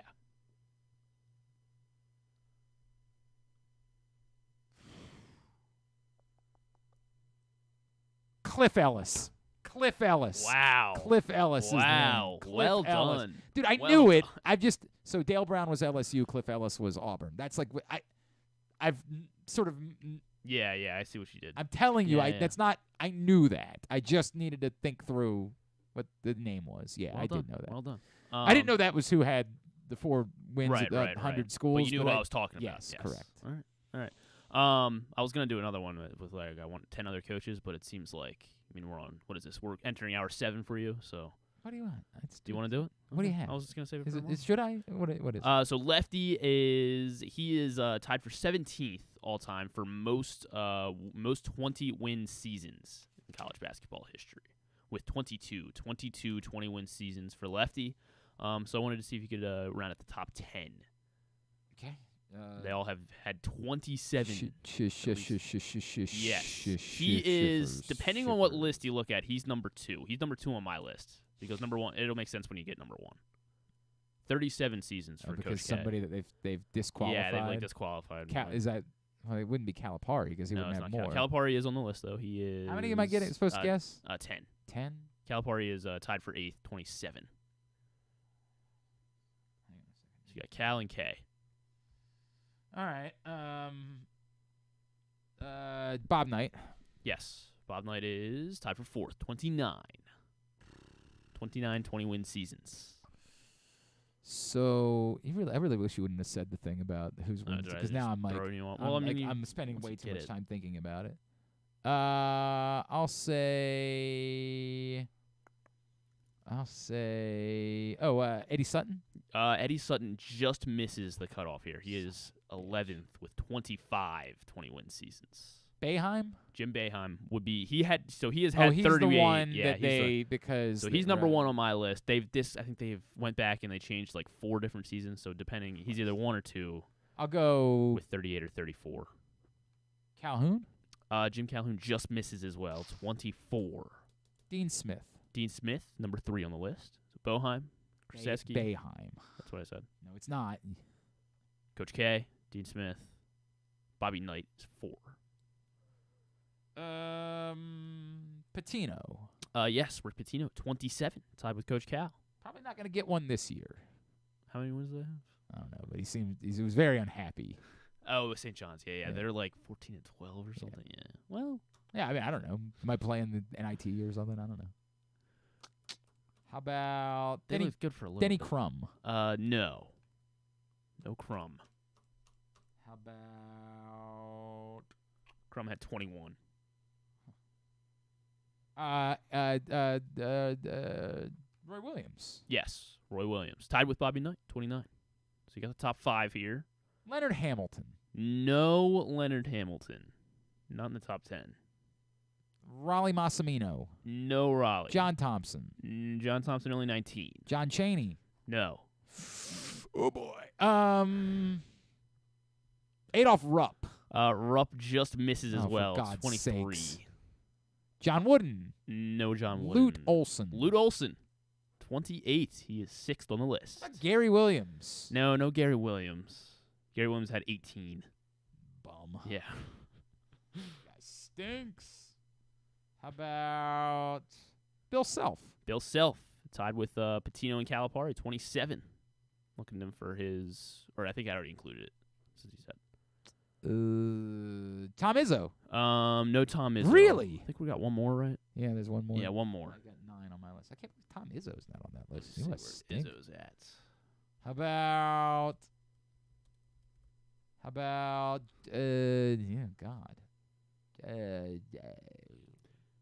Jerry Tarkanian. No Tarkanian. He also just misses 25. Gene Cady. No Gene Cady. God damn it. He's essentially named every one ahead of Lefty now at this point. There's 2 others. I'll give them to you after you get this guy that we're missing. So this guy that we're missing, also no longer coaching, but he did. Last season was his last season. Not because he retired, though. Who am I forgetting about? Somebody was fired? Yes. Scandal? Yeah. Why am I forgetting? Not like so much a scandal, but just like, we can't employ this guy. Who? Oh, Bob Huggins. Bob right. Huggins. Jesus Christ. Bob Huggins, 28 wins, 28 seasons, tied with Lute Olson. And then also with 25, Dana Altman and Mark Few. Okay. And those are the only other guys that we didn't name ahead of Lefty. All right. Very good. Very good. Tubular is brought to you today by Superbook.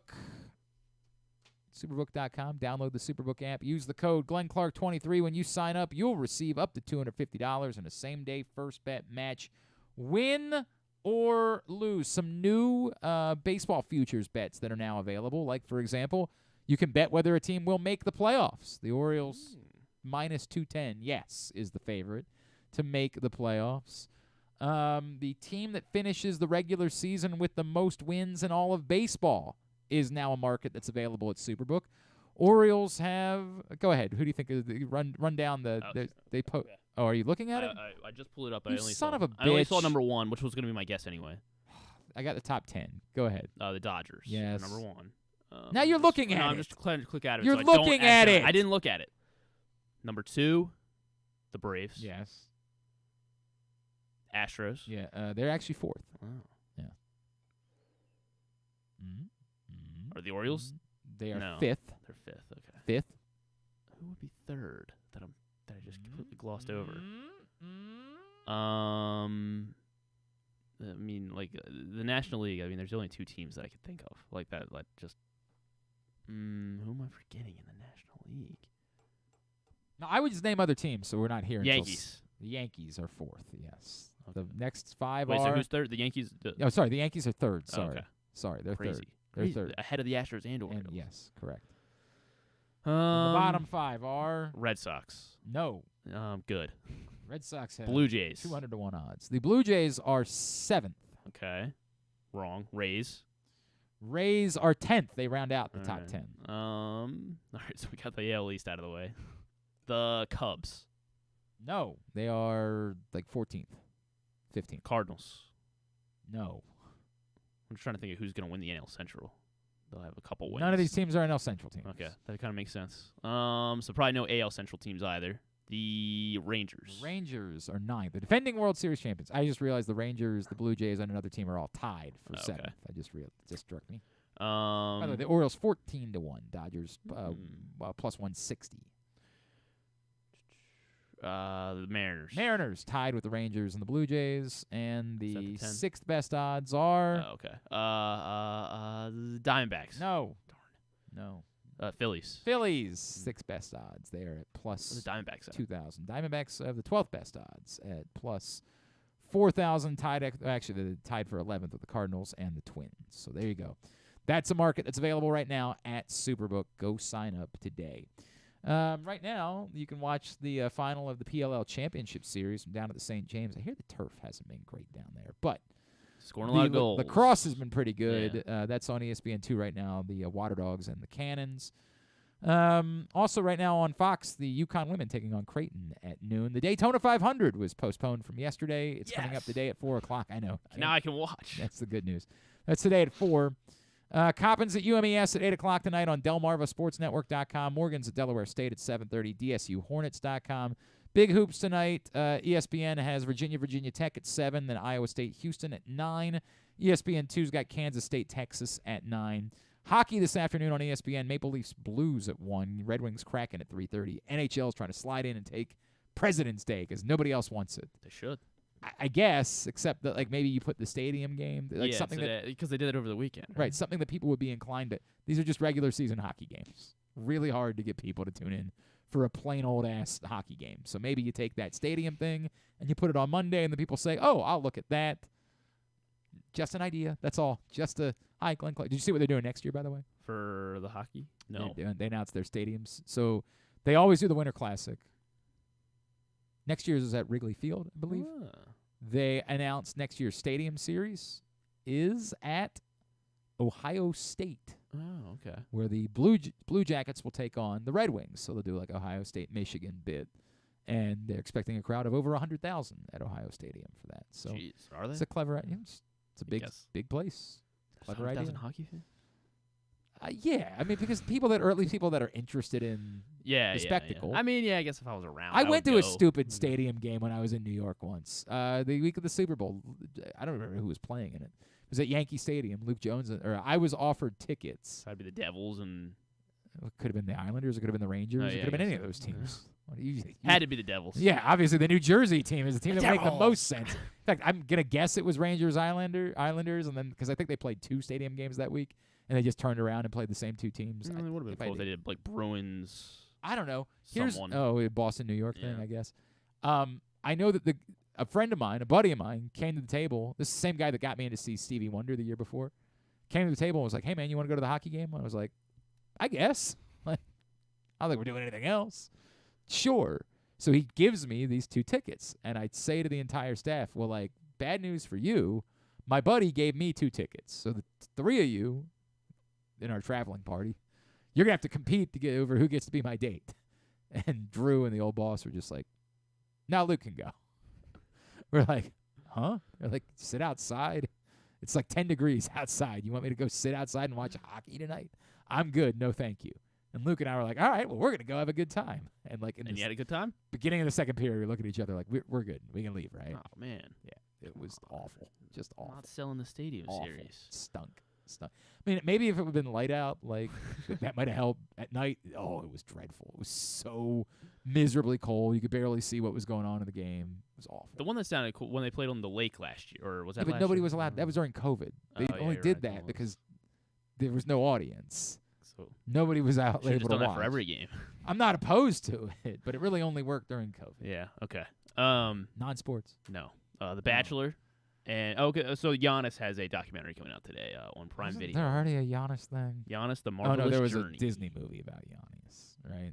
Oh yeah, I guess. Yeah. Was it? What There was. was. There was a Disney movie about Giannis and his brother or whatever. This one's just essentially a documentary, just like him talking about, his journey to the NBA and superstardom. Good for him. Yeah, looks good. If you're. I guess I should have pointed out NHL Network has Senators Lightning at 7 and the USA Network for Everton Crystal Palace at 3, WWE Raw at 8. My son is so. Oh, we're doing no mission. Tom Izzo had 22 20-win seasons, by the way. So he would have been Who? tied with Lefty. Tom Izzo. Oh, okay. Tied with Lefty. All right, thank you. I feel some vindication now. Yeah. We good? I think so. Very good. Thanks today to John Lucas. Thanks also to Tom McMillen, to Jeremy Conn. We'll get it all up in the greatest hits section of the Oh, my God. It's so good. tab at GlennClarkRadio.com. Tomorrow is Terry Hasseltine will join us tomorrow. Keith Law to join us. Keith Law will join us tomorrow to talk about. We'll ask him if Sam Obasayo should be untouchable. Terry Hasseltine is joining us ahead of the CIAA tournament, and normal Patrick, Tuesday. Yeah, yes. Patrick, of course, and County Sports on Radio and Stuff and Things. Thanks to everybody at PressBox, all of our great sponsors and partners, including Live Casino and Hotel, Mother's North Grill, AJ Michaels, Guilford Hall Brewery, Royal Farms, Costas Inn, Superbook Sports, Glory Days Grill, your local Toyota dealer, buyatoyota.com. Thanks to Griffin at Griffin_Bass. Follow us, Twitter, Instagram, and TikTok at Glenn Clark Radio. Have a great Monday evening. Go Morgan, go Coppin, Duke sucks.